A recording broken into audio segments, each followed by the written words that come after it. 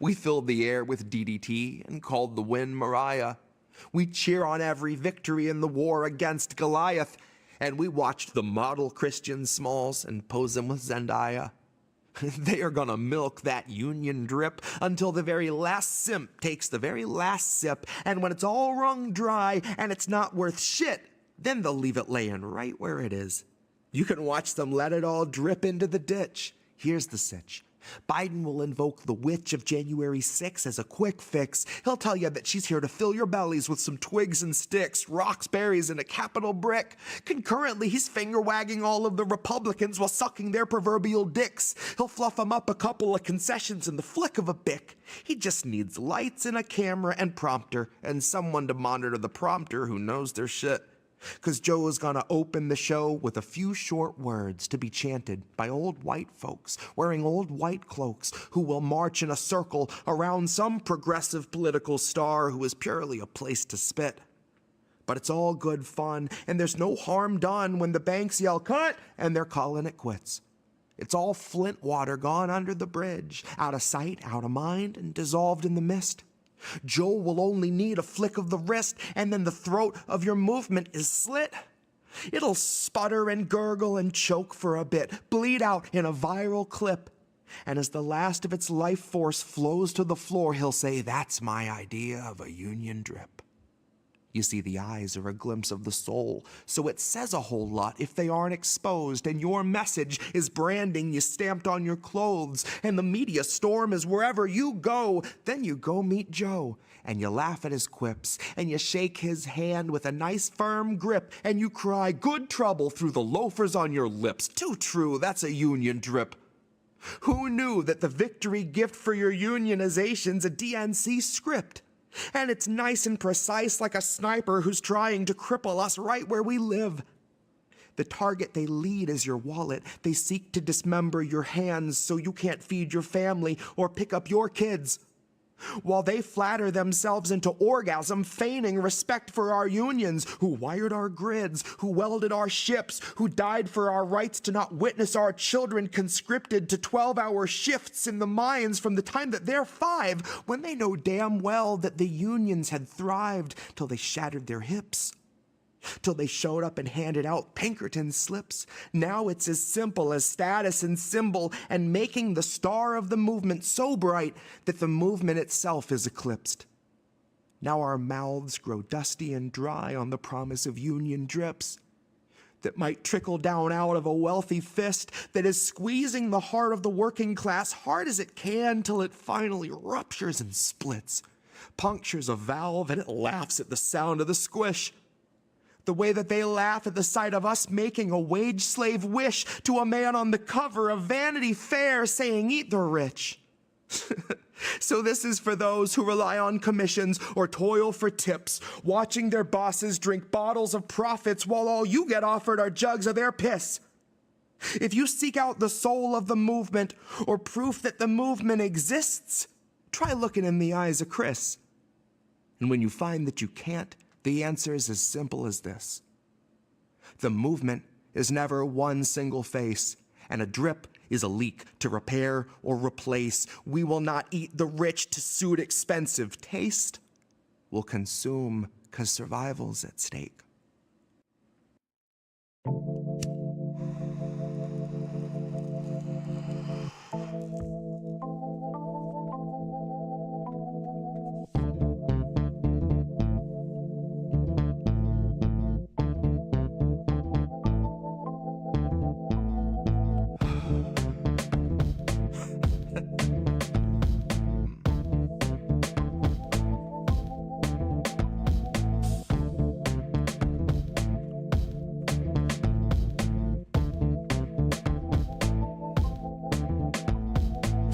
Of the free, and you'll know us by the trail of dead.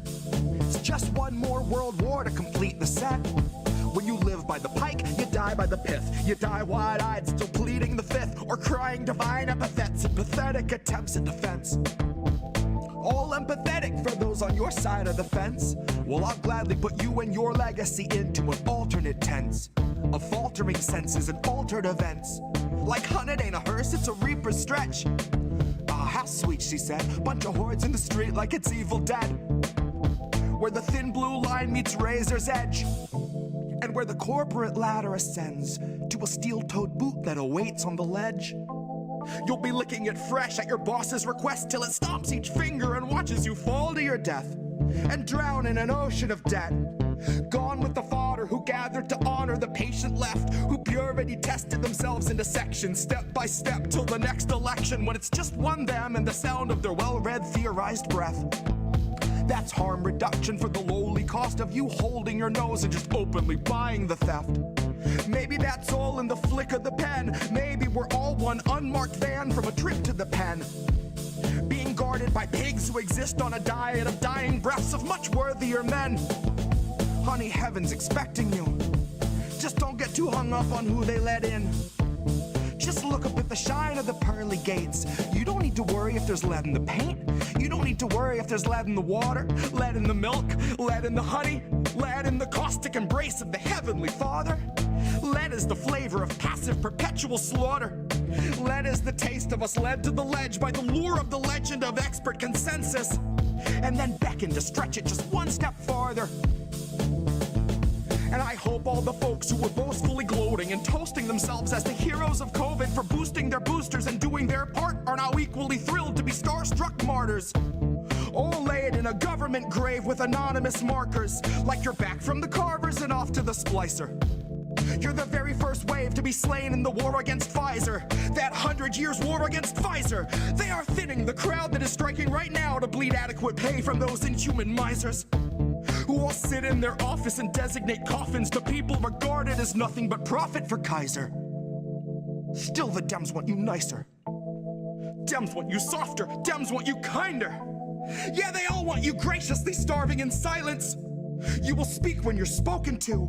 Rest of the time, you and all of us peasants are merely depressing statistics neglected in Congress's binders. All bled, bone dry, then fed to the grinder. Our headstones line each step as reminders. That's a lesson in object permanence learned in the furnace by workers consigned to the fire. Workers bled, bone dry, then fed by the fed to the grinder.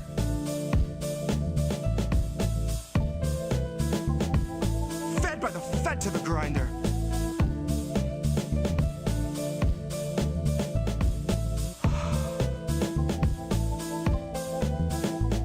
Now the Fed went straight to your head. Mind what you hide and your size unsaid, and your eyes turn blind to the signs unread. Flag bright red, so you let it in bed. You let it inside and you'll see that it's fed. Never you mind that it grinds your wealth into bread for itself, then it bleeds you dry, then it dines on the dead.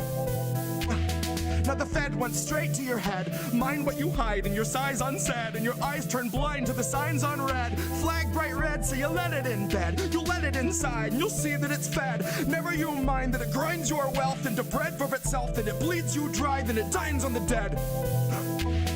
And the Fed went straight to your head. Mind what you hide and your size unsaid, and your eyes turn blind to the signs unread. Flag bright red, so you let it in bed. You let it inside, you'll see that it's fed. Never you mind that it grinds your wealth into bread for itself, bleeds you dry, then dines on the dead.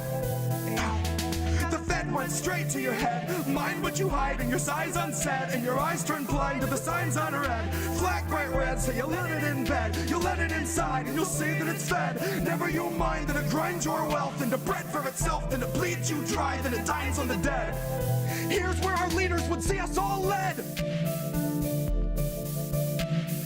Here's where our leaders would see us all led. Here's where our leaders would see us all led. Here's where our leaders would see us all led. The Fed went straight to your head. Mind what you hide and your size unsaid, and your eyes turn blind to the signs unread. Flag bright red, so you let it in bed. You let it inside and you'll see that it's fed. Never you mind that it grinds your wealth into bread for itself, then it bleeds you dry, then it dines on the dead. Fed went straight to your head. Mind what you hide and your size unsaid, and your eyes turn blind to the signs unread. Flag bright red, so you let it in bed. You let it inside, you'll see that it's fed. Never you mind that it grinds your mind, that it grinds yourself, then it bleeds you dry, then it dines on the dead. Here's where our leaders would see us all led.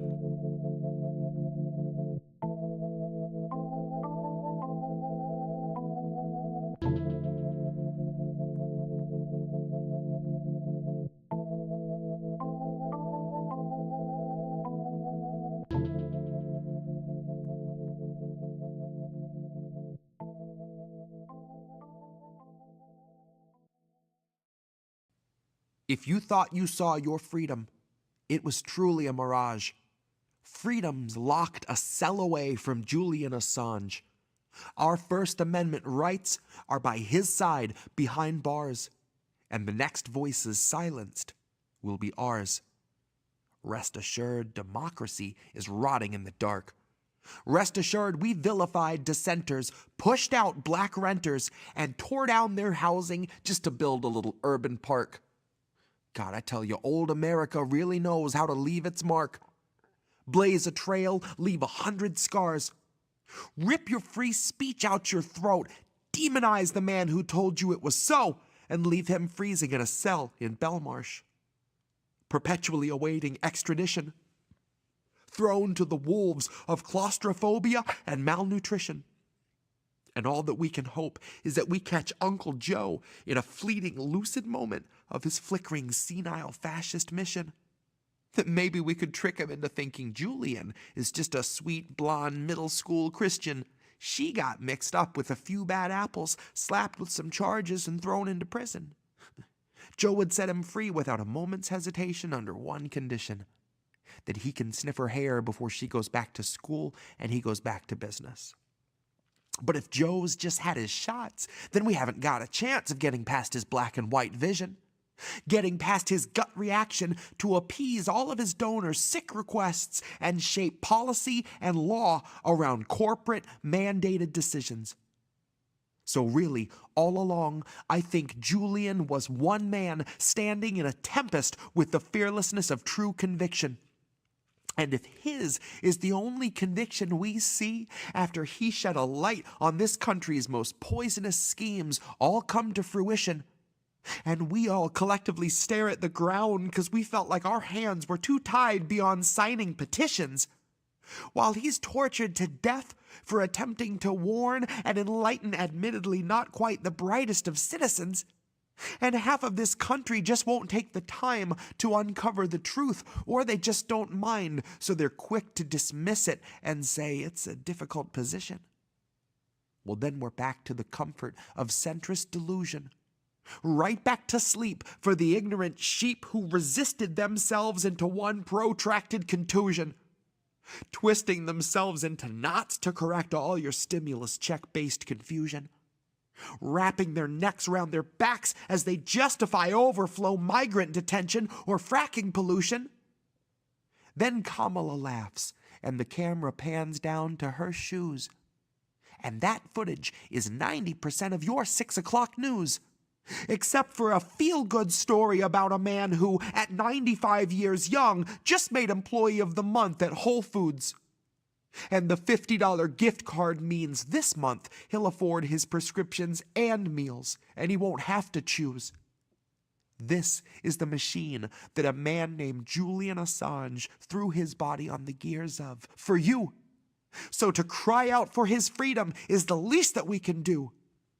Now best believe the feds will serve to muddy up the truth, but rest assured the temperature in Belmarsh is an icy 22, and Julian is shivering in a solitary room without a view.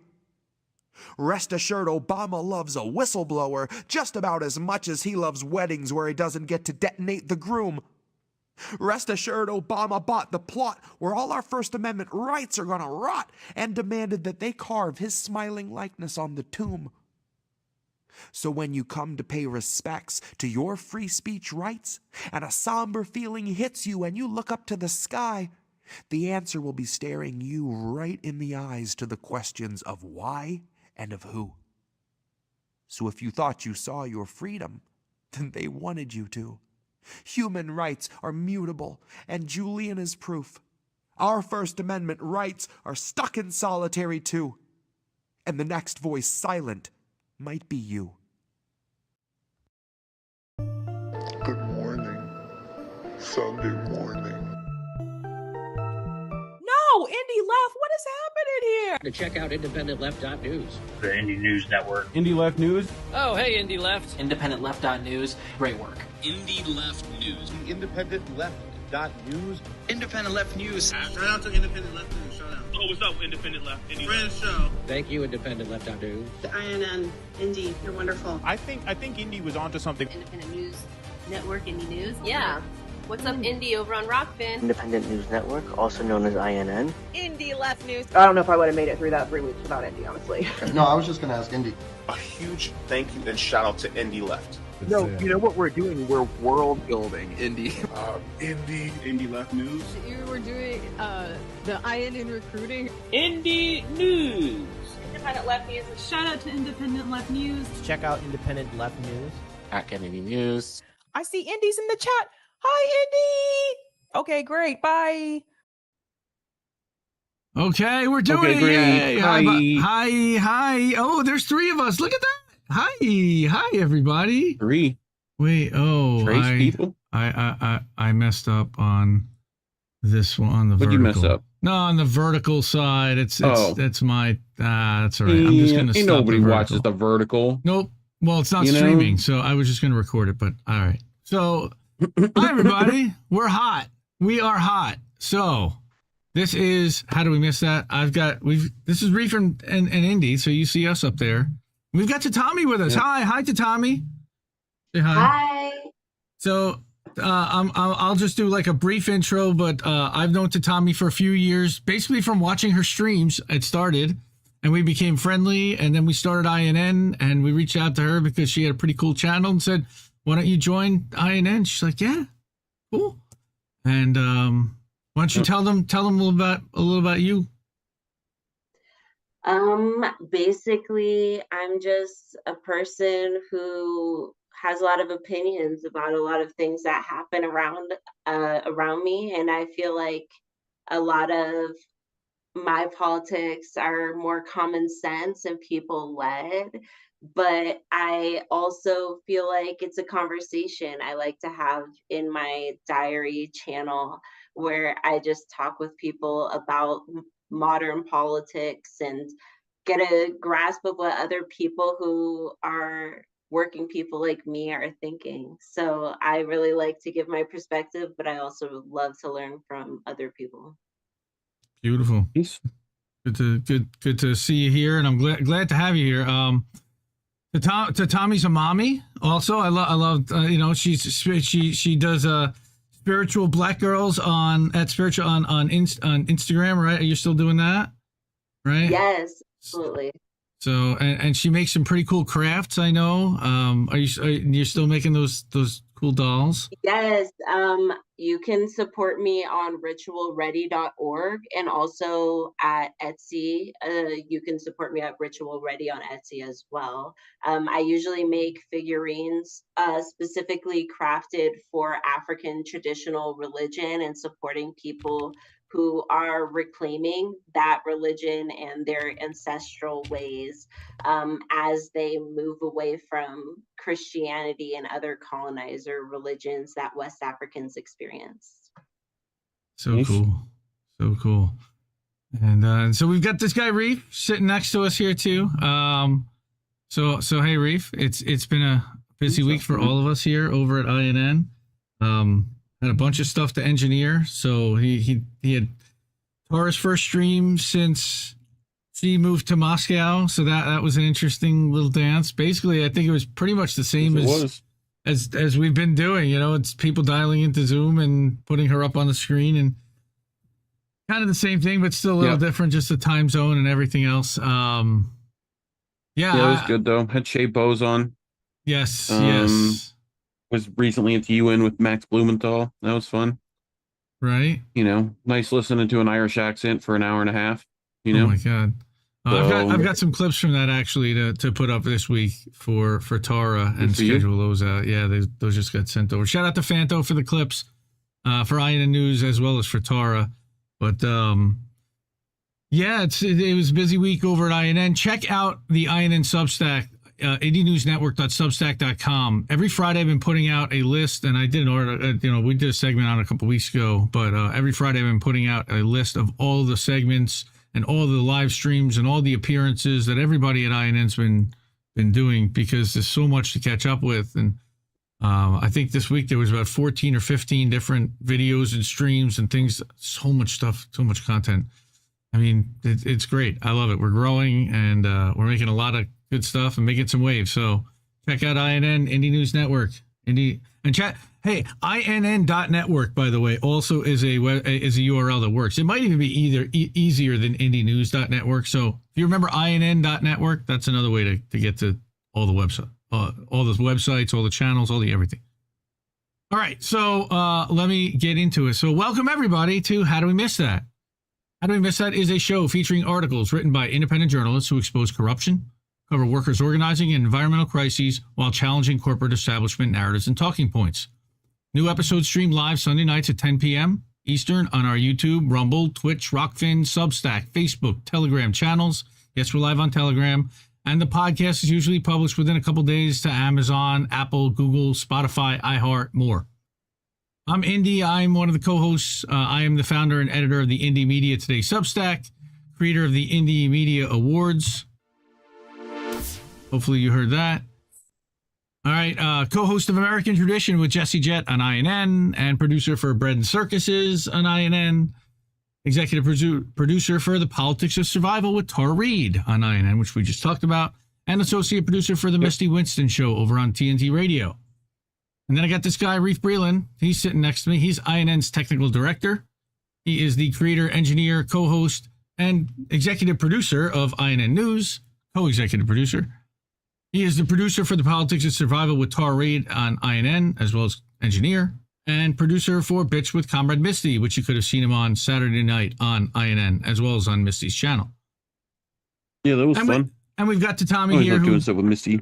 And we've got Tahtahme here, who just introduced herself, but Tahtahme is a member of INN. She has been streaming for years on Tahtahme's Diary, a YouTube channel, sharing all of her thoughts and perspectives. And we love her, and we're so glad that she's joining us. So find all of our channels on indienews.network. We're all founding members of the network, which there were, I think 20 of us now.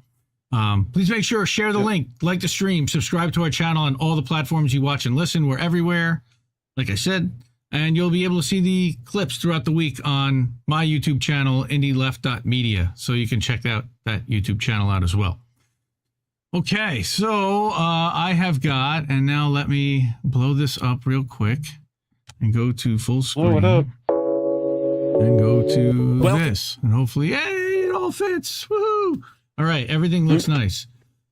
I can't believe I did this right. Okay, so all right, we have got Tahtahme here. Welcome. I've got a bunch of stories. We're going to talk about UPS drivers and UPS-Teamsters, not just drivers, but all the Teamsters, including our friend Joe, who works on the loading dock in Philly area. We're going to talk about Starbucks Workers United. They had a big week this week, and there were several stories that we can cover there. We're going to talk about there. And then we're going to talk about a weird story about Pennsylvania. Moms for Liberty got involved, apparently. We found out. I heard about that. Yeah, that's a pretty interesting little, yes and no, except that there's a whole education end of it where they tried to get some kind of consultant hired who's trying to change the curriculum, the entire curriculum of like first grade through fifth. And we're going to, again, we'll get into all that. It's a crazy story. Judd Legume, your friend Bean Boy, put that one out. Bean Boy.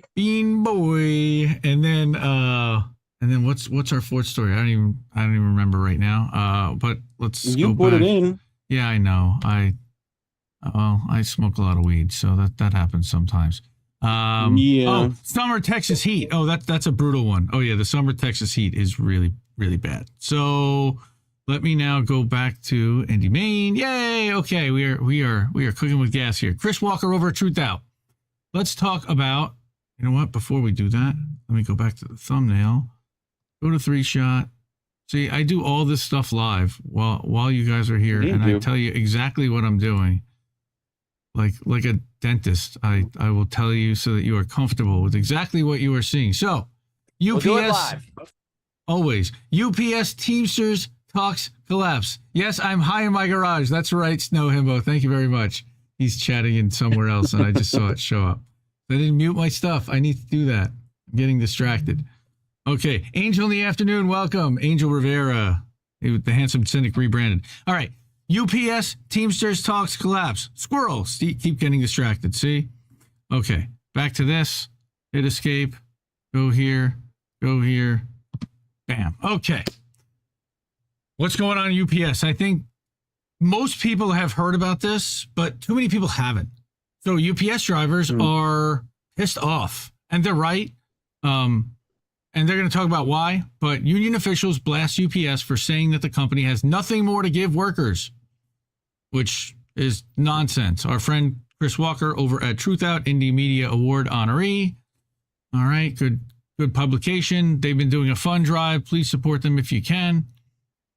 All right, but negotiations seem to have stalled between the International Brotherhood of Teamsters, which is representing UPS workers, and the company, as the latest round of discussions ended early on Wednesday morning with no new agreements made. This is rough because the latest development suggests that the Teamsters are one step closer to a strike as UPS workers' contract is set to expire at the end of this month. The union is seeking better pay and working conditions for workers. We've talked about this and covered it. We've covered this a couple times here on How Do We Miss That?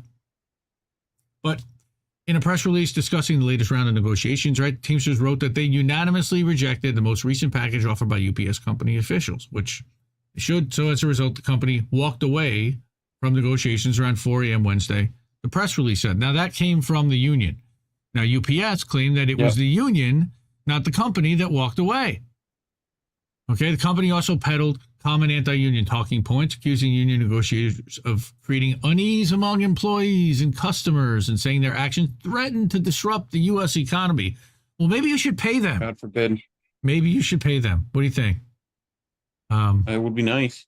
Right? Teamsters rejected that notion, said the company was disingenuous in stating that it had nothing more to give to workers.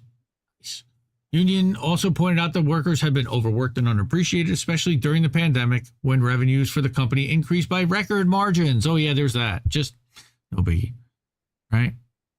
This multi-billion-dollar corporation has plenty to give American workers. They just don't want to. And that's Sean O'Brien. He's the new Teamsters president. He's pretty inflammatory, or he's got fiery rhetoric, and I love it. He said UPS had a choice to make, and they've clearly chosen to go down the wrong road. And he's right. And I love that he's standing by his workers and he's not caving to management. So you got over 300. Yeah, you've got over 340,000 full and part-time employees who are set to see their contracts expire on July 31st. And if a contract is not agreed upon by that deadline, workers will go on strike, with 97% of union members that voting in favor of such action in June. And we definitely covered that 2 weeks ago. Union officials are seeking higher pay and better working conditions in light of the company's skyrocketing profits throughout the pandemic, like we said, during which workers were not offered pay increases. How the hell did they do that? Although the company agreed to put air conditioning in all the drivers' vehicles by next year, that doesn't mean this summer. UPS workers still say they face grueling conditions on the job, which they do.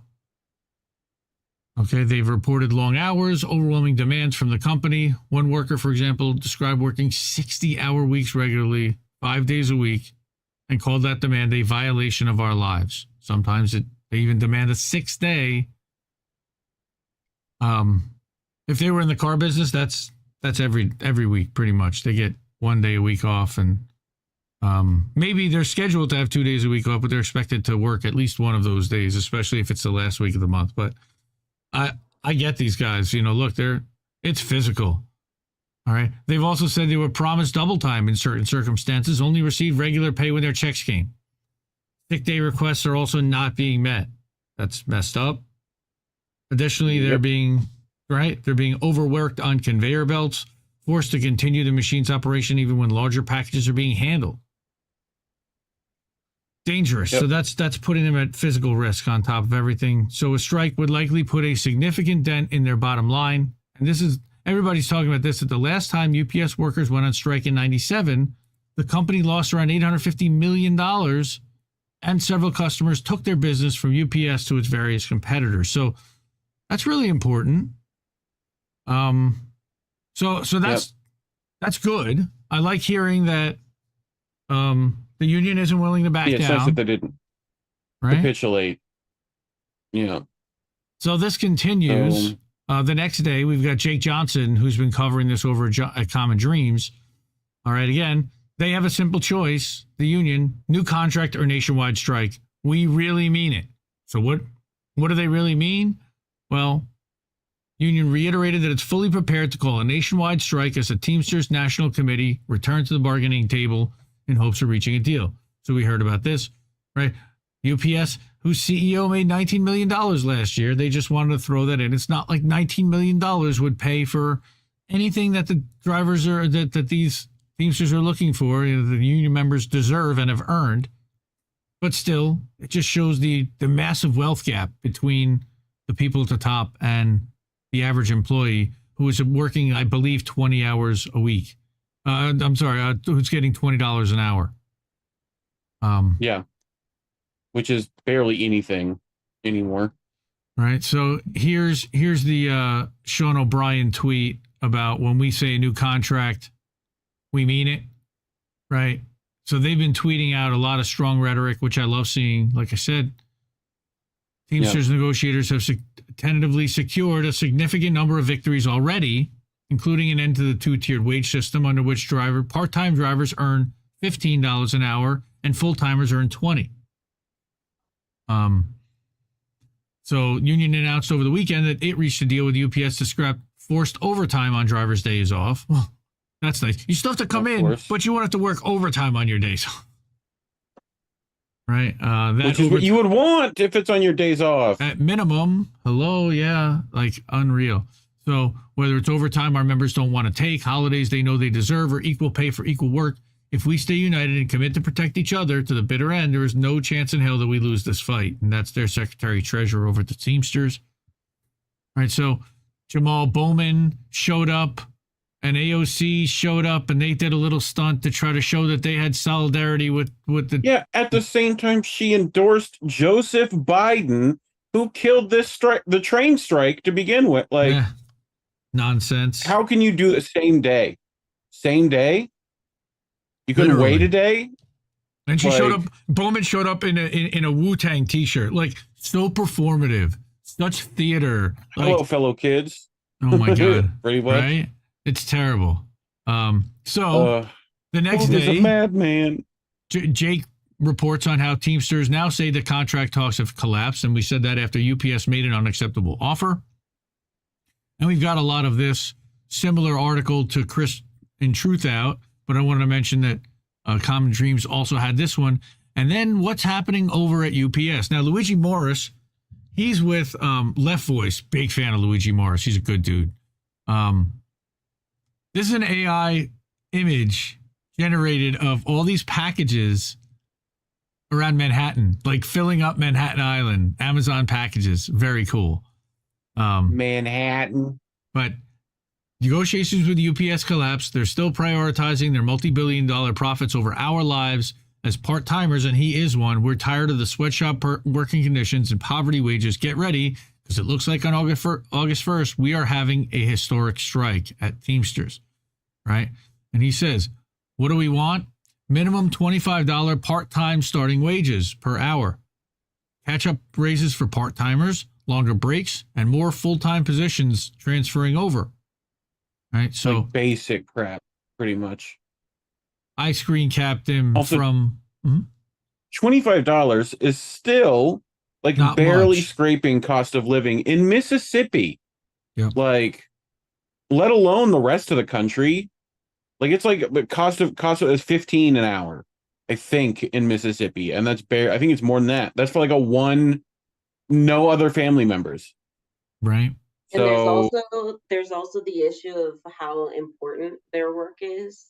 Yes, so they're essential. They're being kind of undermined for how much we all rely on them, as well as UPS relies really hard on USPS workers as well. Mm-hmm. And so these people are working really hard labor jobs and kind of being gaslit about the importance of their work, how much wealth it generates. And I think it's wise of them to keep on with their protest here, because you know, it only makes sense. They only have something to gain here, because they're right. You know, there was so much wealth generated, especially during the pandemic, but now even afterwards, now people are even more reliant on ordering things than they were before. Oh, hell yeah. And so what's cool is these guys have been laying the groundwork at the union. So what do they do? So first of all, California Amazon drivers have picketed 7 warehouses. So I wanted to mention that because Teamsters are organizing picketers and strikers across different organizations, and they're regularly leading strikes. They're not just talking about coming to the table and negotiating these things away and giving it to management at the last minute. They're actually standing up for the workers, at least to a point. So drivers extended their picket line to a Norwood, Massachusetts warehouse today. And actually, Starbucks Workers United workers were even there from Boston to support them. But I wanted to mention this one. Teamsters will withhold our labor if we have to. Again, this came right from the Teamsters Twitter account. With 23 days to go before a new deal must be struck, UPS needs very few reminders of what's at stake here. Supply chain solutions, the movement of commerce throughout this country.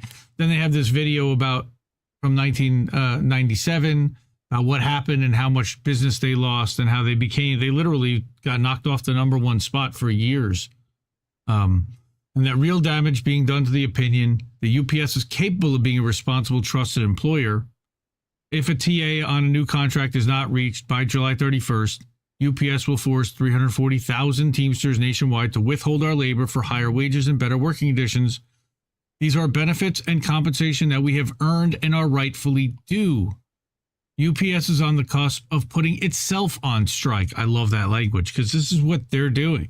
Let's hope the world's largest and most successful delivery logistics company is smarter than that. Sean O'Brien is amazing at rhetoric. He really is. So what do you need in order to be able to go on strike? First thing is you need a strike fund. You need solidarity. So you need a strike fund. They got a massive strike fund.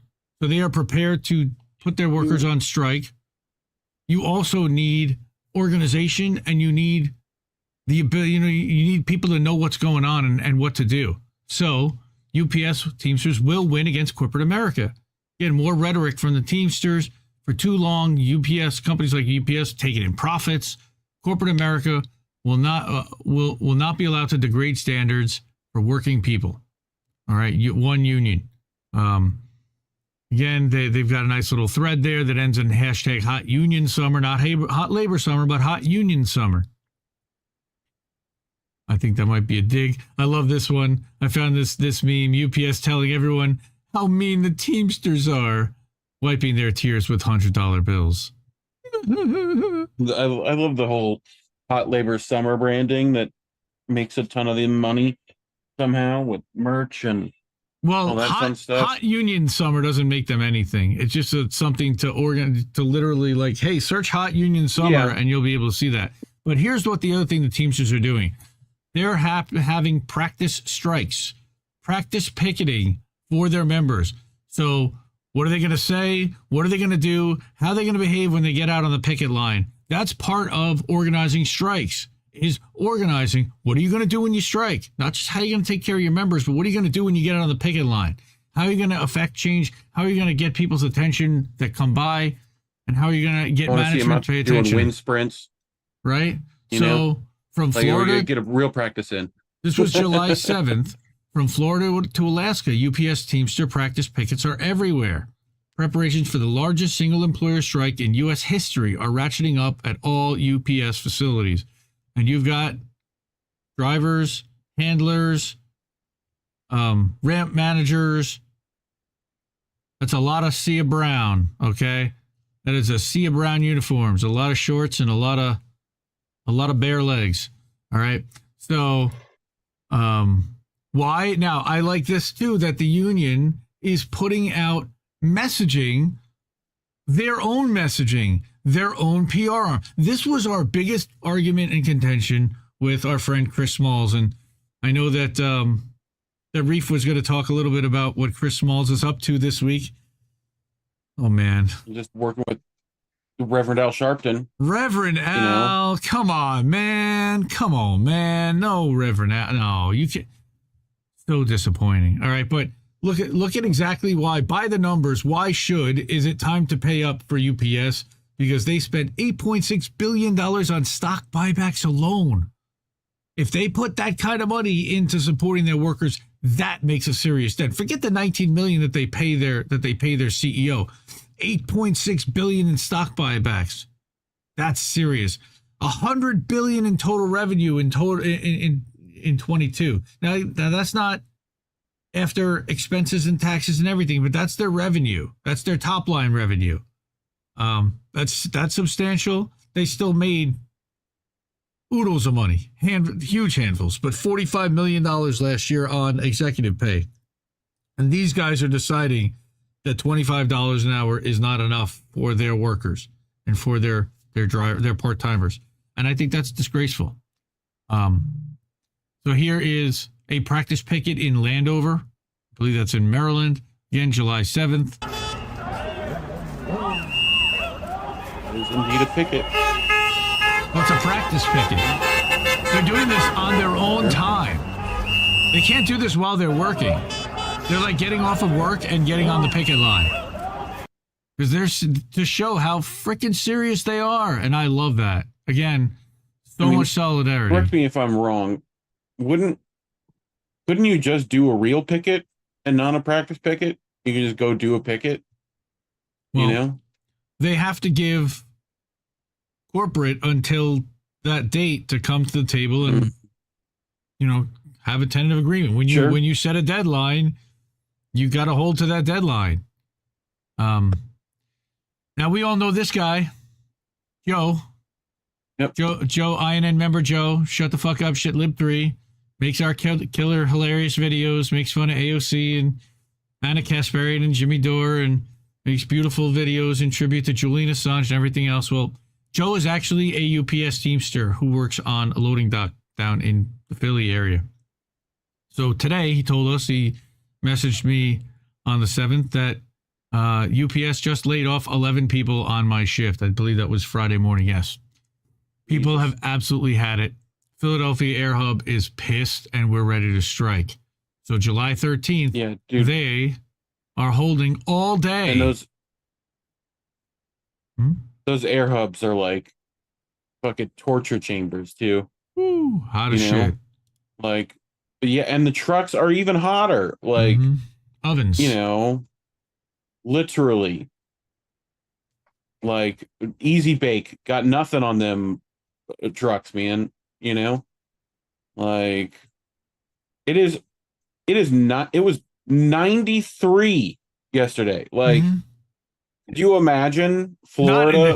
Not in the trucks with the sun beating down on those metal boxes all damn day. Yep. A brown box. Like that absorbs heat. The most heat absorbent thing there is. Must be terrible. Hey, so check this out. I decided instead of having the slide, let's just go to the website, independentleft.shop. Sure. We got some t-shirts here. All right. We got the Bong Father. You can pull the Bong Father back out of the scrap heap. How do we miss that shirts with Indie Left News on the back? Check that out. My kids got one of those in white. $25. Nice. There you go. All right. We even got Independent Left Media with the Bong Father on it in red. Check that out. So, all right. We've got about 30 people here. We got Unionized Amazon, Kentucky. That is our friend Matt Luttrell. How are you doing, Matt? Good to see you, sir. Yeah, I'm sure you have quite a bit to say about unionizing and Teamsters and ALU and Chris Smalls. I know that. We got some supers. We got some supers, huh? Nice. Why am I not seeing them? What are they over on my channel or are they INN? Oh, there's one. Nice. Dr. Nick. SS got love too. Okay. Only fair INN. Oh, Sabby got love. Nice. Thank you. Thank you to Sab. Thank you for that. Why is that not? That's weird. I don't know why it's not above. Just put it above. Yeah, it was, but drag it up. It was at the top, but okay. Anyway, so that's Dr. Nick. Thank you, sir, for the super chat. Spoopy! More love for INN. Growing heart. Yes, love you too. We got Cookies, and we've got Screw Google, and we've got Gamer, and we got so many people in chat. Wow, this is awesome. So what Matt said, and where is what Matt had to say? Unionize. I lost it. You're good, Indy. Thanks for asking. Thank you. Good shit. Judge Joe Brown was on Savvy today. Apparently that went well. Oh, here. This is which is just weird. It's weird that's who's going on Savvy Sabs now. Right? Like that's I hope she goes for the full. You got to go Judge Judy next. No, no, thank you, Judge Judy the Trumper, and not that there's anything wrong with that. Well, but Judge Judy is a total asshole. Sorry, not a Judge Judy fan. You heard it here first. Yep, Judge Judy's an asshole. I'll be the first one to say it, but. Yeah, Matt was saying that the biggest mistake was when the organizing committee chose to join the ALU instead of joining the local Teamsters. Yep, I appreciate you saying that. We interviewed Matt last August while he was trying to organize the Amazon Kentucky facility, and he got let go while he was doing that. Okay, yep. I swear you need to check something out. Dr. Nick is saying you need to check something out. Reef. Oh, Judge Joe Brown on Sabby's probably. I'm guessing that's what he's talking about. Good stuff. Good stuff, Matt. Good to see you, man. Hopefully you're working somewhere else and doing some other stuff now and organizing there too, because I know that you're passionate about organizing workplaces, and we certainly support our friends that want to do that. All right, so our next story. Let's get into that. Let me go back here. See, the markers are now like the store. It's another one. Yeah, we're going to go for another one. And this was out of our friends over at Truth Out. And that is, like we said, the Indie Media Award honoree. So hold on. I'm losing it. All right. So here, slideshow. Yay. Okay. That's the other side, the split screen. Good. We're good there. Now let's go back here. So that's our Truth Out. But here is what's going on at Starbucks, and I'm really excited to talk about what's happening at Starbucks this week. Dave Bird over on the Rockfin, thank you so much for the $2 tip over on the Rockfin. Yeah, that's nice. That's really appreciate that, sir. Always appreciated. Always appreciated. Workers strike back. Social alternative people seem to be up in the Kentucky facility. That's interesting to hear as well. That's getting back to the last story, but big week over at Starbucks and for Starbucks Workers United. So what am I talking about there? Well, they've had several stories talking about and several movements. So let's talk about, we know that Starbucks Workers United has been fighting with corporate to get to a first contract, first of all. We know that Starbucks Workers United has been doing a really good job of organizing stores around the country. And there are over 300 now that have filed union papers with the NLRB. But here's the first thing that happened was that on July 4th, showing the independence for all workers, in a victory for workers, a judge found that Starbucks broke U.S. labor law dozens of times, which we knew for a long time, as part of their union busting campaign in Pittsburgh. So Pittsburgh was the first city that had a big win. To celebrate, here are some of our favorite quotes from Judge Ringler's 50-page ruling. And here is the ruling itself. But on page 6, Hirakawa's general denial has not been credited. She was less than a credible witness who seemed more committed to advocating Starbucks' position than offering accurate testimony. So corporate-sponsored people. Testimony when discussing the illegal terminations of 2 Starbucks union leaders, Tambellini and Manfrey, who were fired for time and attendance issues. Judge Ringler notes that many other workers were late far more times than either of these two. So it was intentional and it was targeted. And Starbucks had disparate treatment for disciplining workers for lateness. There was no explanation why Hampton, who was late a whopping 170 times, received this treatment. All right, he only received a documented coaching versus them who got fired because they were organizing, but he was playing ball and he was not organizing and not going for the union. So they were rewarding the people that were not pro-union. AKA scabs. Yep. And all of these will be in the chat. So it was written about by John Quayle, who is one of the, I think he's a managing editor over at Common Dreams. Like, he doesn't normally write articles, but once in a while he steps out from behind the desk and behind the editor's desk to write something. So he says that in what union members have called a huge victory for workers, and I always question exactly how big a victory that is when union members, but when union leaders say it, I question it, but when union members say it's a huge victory, that's good.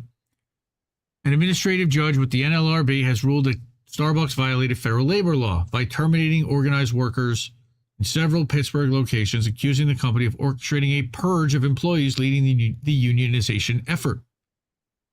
We've covered several different stories, and we're going to talk about Ithaca, and something big happened in Ithaca this week also. And that's the story I can't even figure out how to get my head around, but it's going to be really interesting to see how it plays out. But Judge Robert Ringler, he's the judge that found that the company and local store managers abused their power and unlawfully targeted workers organizing with Pittsburgh Starbucks Workers United. As part of the decision, they ordered the company to reinstate the fired workers and compensate any employees who lost income due to the illegal labor practices. Nothing. I'm sorry. So that's great. I mean, I love people getting their jobs back. I love people getting reinstated with back pay. I would like to see them get butt coming.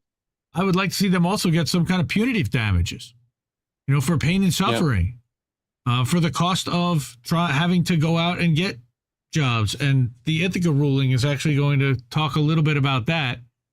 That got even more extreme.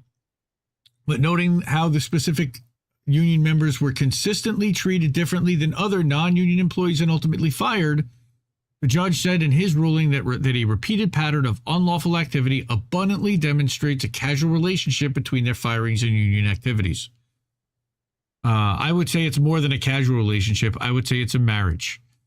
But that's just me. I would say that they're definitely DTF and that they're friends with benefits. So 3 of the fired workers were part of the union's 5-member bargaining unit. A fact that the judge suggested was not a coincidence. Yeah, I would suggest that too. Thanks, Judge.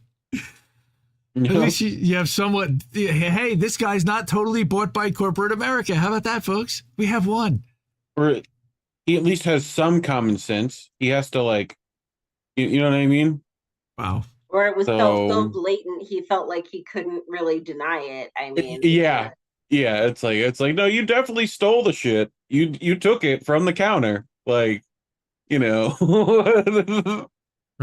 might get you off anyway, but you definitely did the shit. Pretty much. Right. Tori Tambolini, she's one of the workers fired. She applauded the judge's ruling. I absolutely cannot be. Come on, man. These people have been through so much. I absolutely cannot wait to be back on the shop floor with my coworkers fighting for the contract we deserve, she said on Monday. So that's awesome. Yep. Pittsburgh Starbucks United. If you're not following them, give them a follow. That's in the Common Dreams article. So National Union, which we've been talking about at length, Starbucks Workers United, said that the 50-page ruling exposes the ludicrous and simply implausible excuses that Starbucks has used to justify their union-busting actions. It also shows just how far the company is willing to go to stop workers from organizing and just how scared they are of their own workers as an organization. And they are. Because, look, they work on relatively thin margins, and labor is one of the ways that they make up a lot of that profit.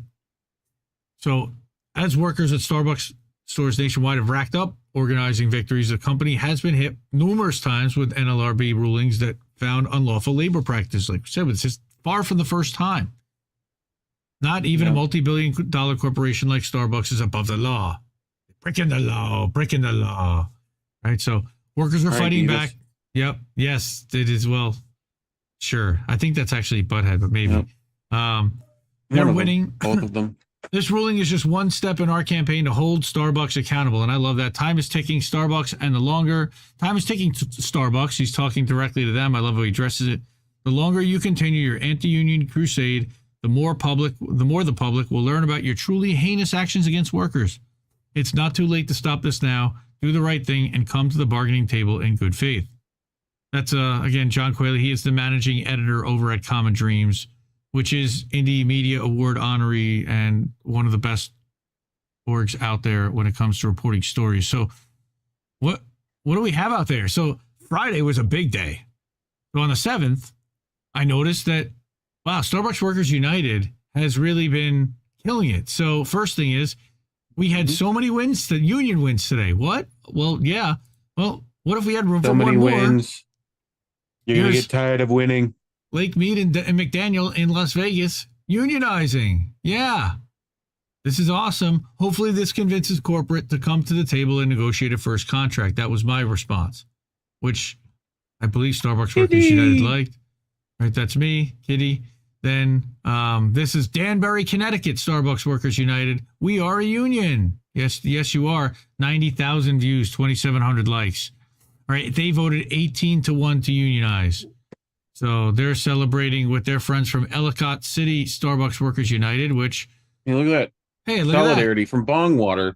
Appreciate Bongwater solidarity. You know? Well, better than it being on the carpet. You know?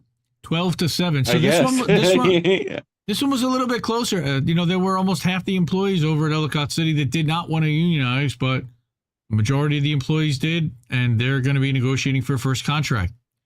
So, yes, we did. You beat Rolling Road to it. So apparently Rolling Road is also in process.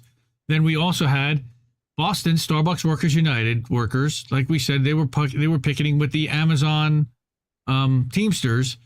So, yeah, this is funny. I need names for their debut album quick. So what was my? So somebody, I retweeted this. Untouchables, the Greasies. I retweeted this, and some conservative guy thought they were being cute. The Untouchables, or the Greasies. So they said, conservatives making things sound cool. Part 1, totally ratioed them, right? And then somebody says, honestly, surprised that there isn't already a punk band called the Greasies. It's ripe for the taking. And somebody said that this made them sound a lot more badass than I think that you intended them to. Now, my name for them was "Come at me, bro." Oh, that was my name. And so, yeah, here's Julie saying, proud of Starbucks Workers United baristas for showing up for the Amazon Teamsters on the picket this morning at Dark 400. United we stand, divided we beg. So that's, everyone's got to do this to read that. We gotta do our head tilts back and forth to read all those signs. Yep. Everybody turn your head sideways now. Or turn your monitor the other way now. Okay. Anyway. There's the worker. There's the Starbucks baristas. All right. So also San Francisco is ready for even more union coffee. So again, this is happening nationwide. And what happened last week? Wyoming had entered the chat and Nebraska had entered the chat. So now you've got stores literally in like every state in the country. And then we noticed that the Susquehanna, New Jersey Union, yes, that is Susquehanna. That's they're about 25 minutes from me. Beyond ecstatic to announce that they are also starting the fight for unionization. For too long, they suffered at the hands of poor management and their unfair treatment. Right. So working through SB Workers United, they're seeking to protect ourselves, our livelihoods, and our morals. We stand in solidarity with all the other unionized stores and are currently working to build a supportive base for our organizing efforts. More information to follow. So that's great. And they've got solidarity. And look at this.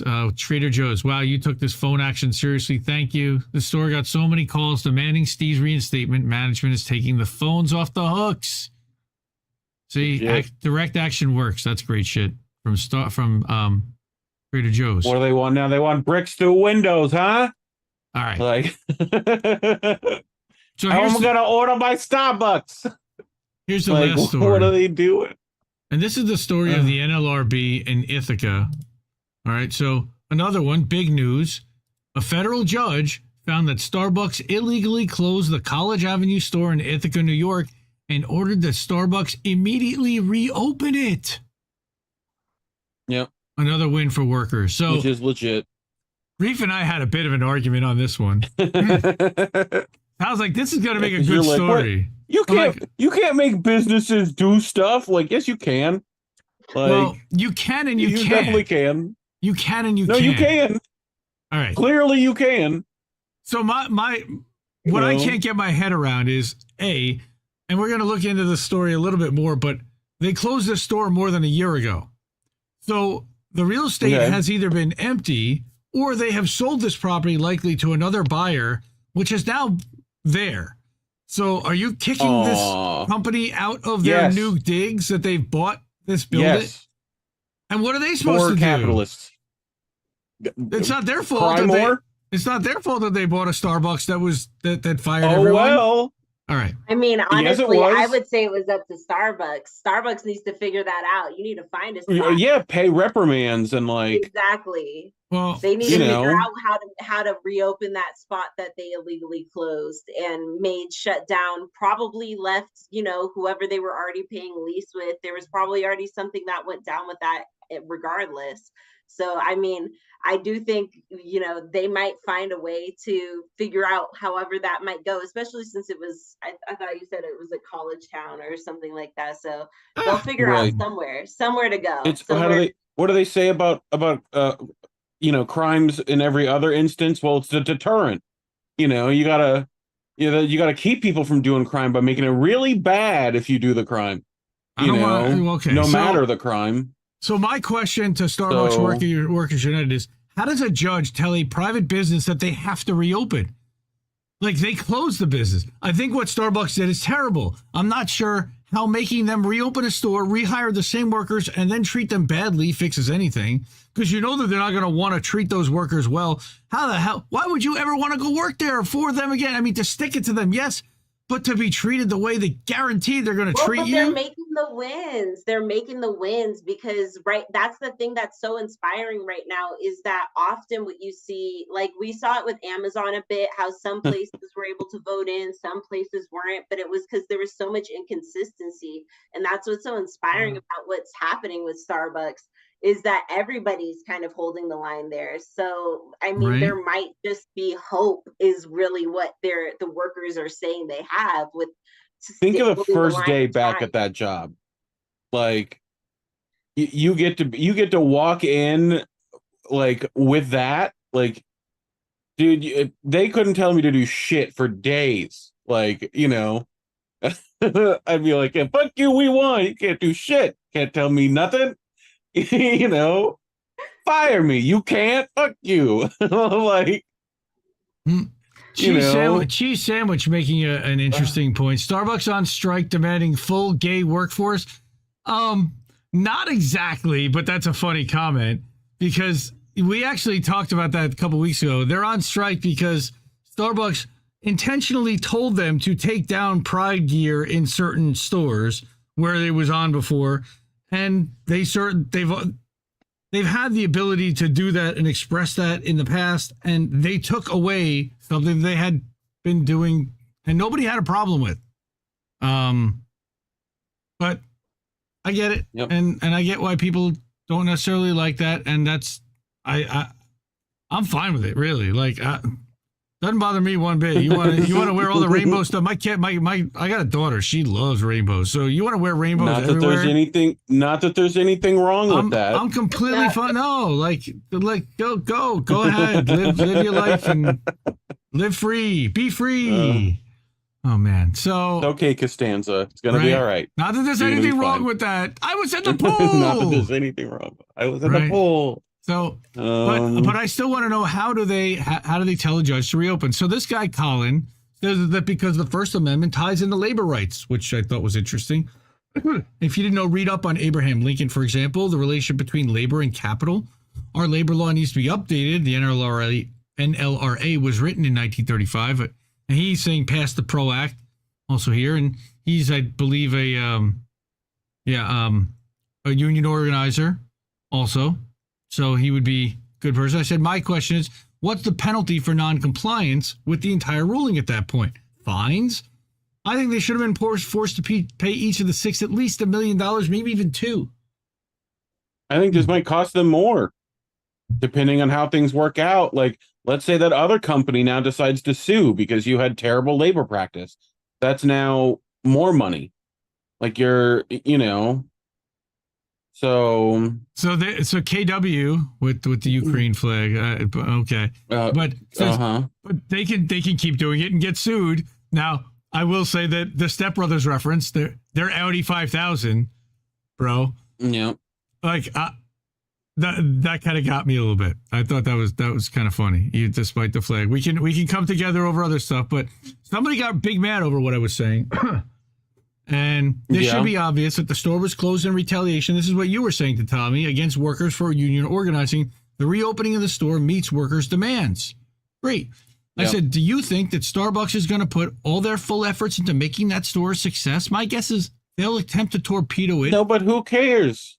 Well, the people who work. They could end up having to pay people out. I mean, also we have to keep in mind that sometimes why people will fight for this particular job, even though it seems to make more sense to move on, is they might have been promised certain benefits. It might be what's really closest to them. It might be one of the better options. So getting it like rug pulled from them really meant something. So there's potential there, I think, even though like in the face of it, it just seems like it's just, rife for more abuse.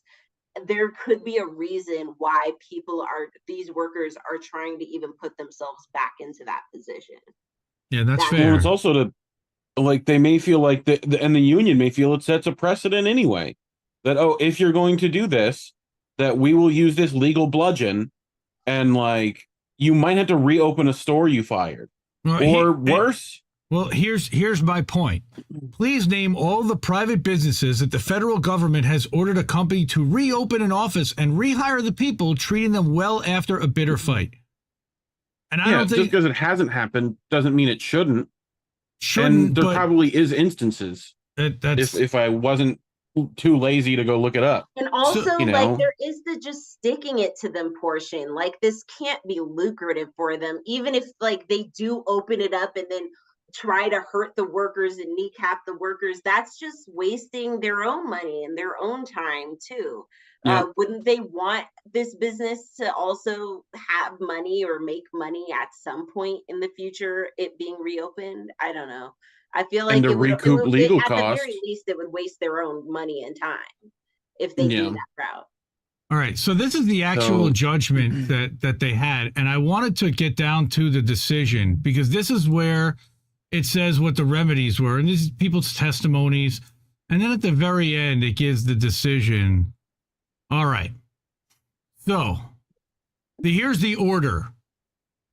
Starbucks, it's all officers, agents, and representatives shall cease and desist from discharging or otherwise discriminating against employees for engaging in union or other protected concerted activity. Can't believe that even needs to be said, but it does. Refusing to engage in decisional bargaining over store closures that can reasonably be expected to chill union activity at the other Starbucks facilities. Refusing to bargain over charges to its policies and practices that have changed since the certification of the union on April 8th, 2022, including enforcement of discipline and the hours of its Ithaca stores. So talking about that, it's suggesting that pro-union employees that they quit their employment if they're unhappy. They should cease and desist from all these things, suggesting to their employees that it has no intention of complying with the NLRA or otherwise suggesting that organizing would be futile, which is what Starbucks has illegally been telling their employees. More strictly and consistently enforcing its rules and policies after learning of union activity, which is something that they also tend to do, is clamp down on the store and send more managers there to scrutinize employees, denying leave requests due to union activity, telling employees that it was closing permanently a store when no such decision had been made. Well, that's going to cause them to start looking for work unnecessarily, wouldn't it? Yes. So in any manner, they also need to cease and desist in any manner interfering with, restraining, or coercing employees in the exercise of the rights guaranteed to them by Section 7 of the NLRA. That's all great. Yes, this is all a cease and desist? Right. So no, here's what they shall take the respondent shall take the following affirmative action necessary to effectuate the policies of the Act. So here's what they have to do. Within 14 days of the board's order, the 6 employees, Benjamin South, Kaylee Gillett, Kiki Condon, Johnny Carpenter McLean, David Rosenko, and Beck McLean, full instatement to their former jobs, or if those jobs no longer exist, to substantially equivalent positions without prejudice to their seniority or other rights or privileges previously enjoyed. So they get time served back.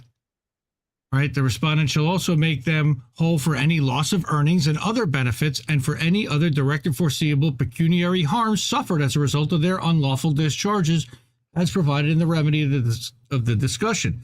That's what I'm talking about, getting them made whole for any, compensate them for search for work and interim employment expenses. So this is all really good stuff.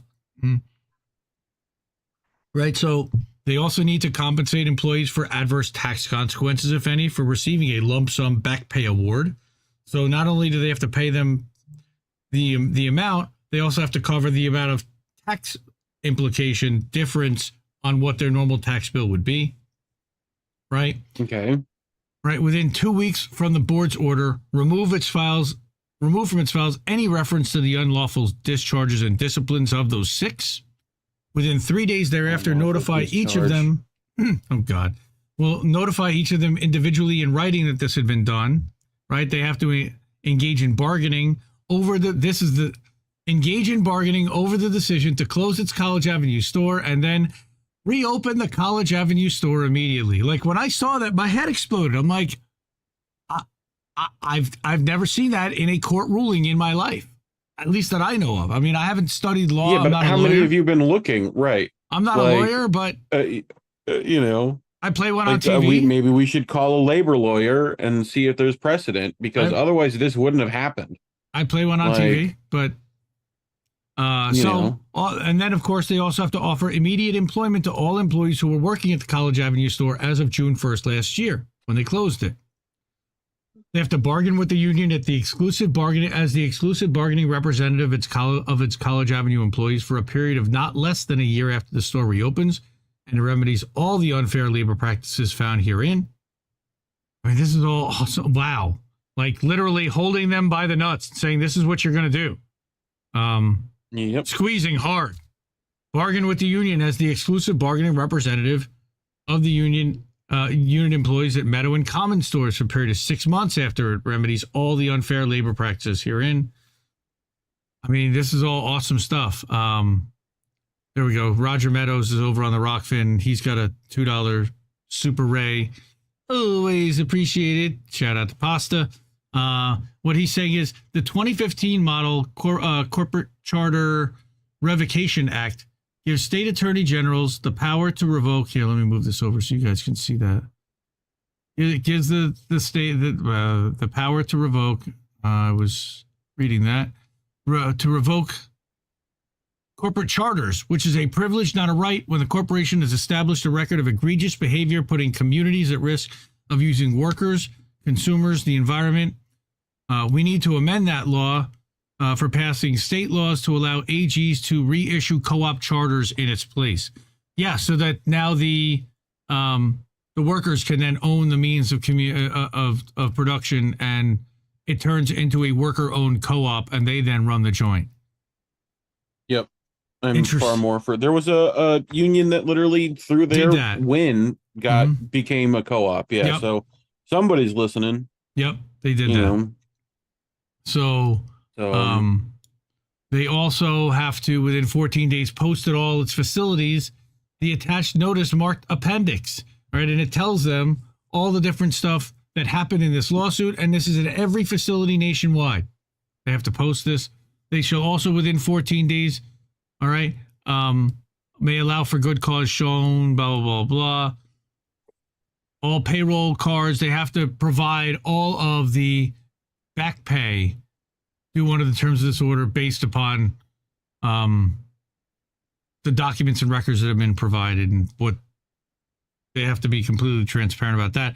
Make employees whole for losses suffered by reason of unlawful unilateral charges on the terms and conditions of employment. This is huge. And all these 6 are going to need lawyers, so they're going to have to compensate for all their legal fees. I mean, it's going to be costing. It's still going to be nothing for Starbucks in the end. It's still a drop in the bucket. But within 21 days, they shall file with the regional director a sworn certification of a responsible official on a form provided by the region attesting to the steps that they've taken to comply. Now, what I want to know is what happens if they don't comply? Here's the appendix. Hopefully some people go to jail. that would be that. Then that would be avoiding legal reprimand or whatever, right? Something like that. This is what needs to be posted everywhere. All right. This is the appendix that they have to then sign and post. There's an official notice and may not be defaced by anyone for 60 consecutive days from date of posting. I mean, it's serious stuff. I love holding them accountable. I still don't quite understand how and I guess Roger is explaining that, their corporate charter is at stake in the state, but that would also put every other potential Starbucks in New York State at risk if that's coming from the state. I don't know where that's coming from. That would be ideal.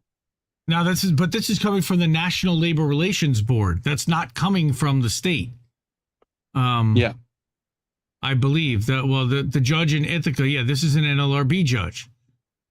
So I'm not really sure how that works. I'll be honest. So there's probably precedent of it happening before. I'm sure. This is our link tree, indieleft.media. You can use to get there, or linktr.ee/indleft. And that's got links to our Substack and Twitter and YouTube and how do we miss that show and tech tips and the shop, everything all in one easy, convenient place. And you can donate on Patreon, Cash App. You can hook us up a little bit if you got a couple of bucks. You can drop us a super chat over on YouTube. You can do what Roger Meadows just did over on Rockfin, and he just dropped us a $2 tip. Why strike when you can own that bitch?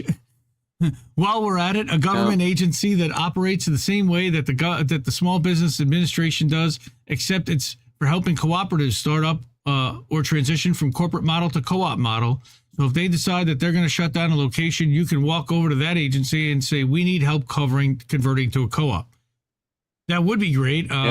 If the government weren't bought by corporations that are completely against co-ops and don't want to see that happen. But you might as well try. Right? No, I think that's a noble and a really good idea to do. Roger Meadows always bringing it.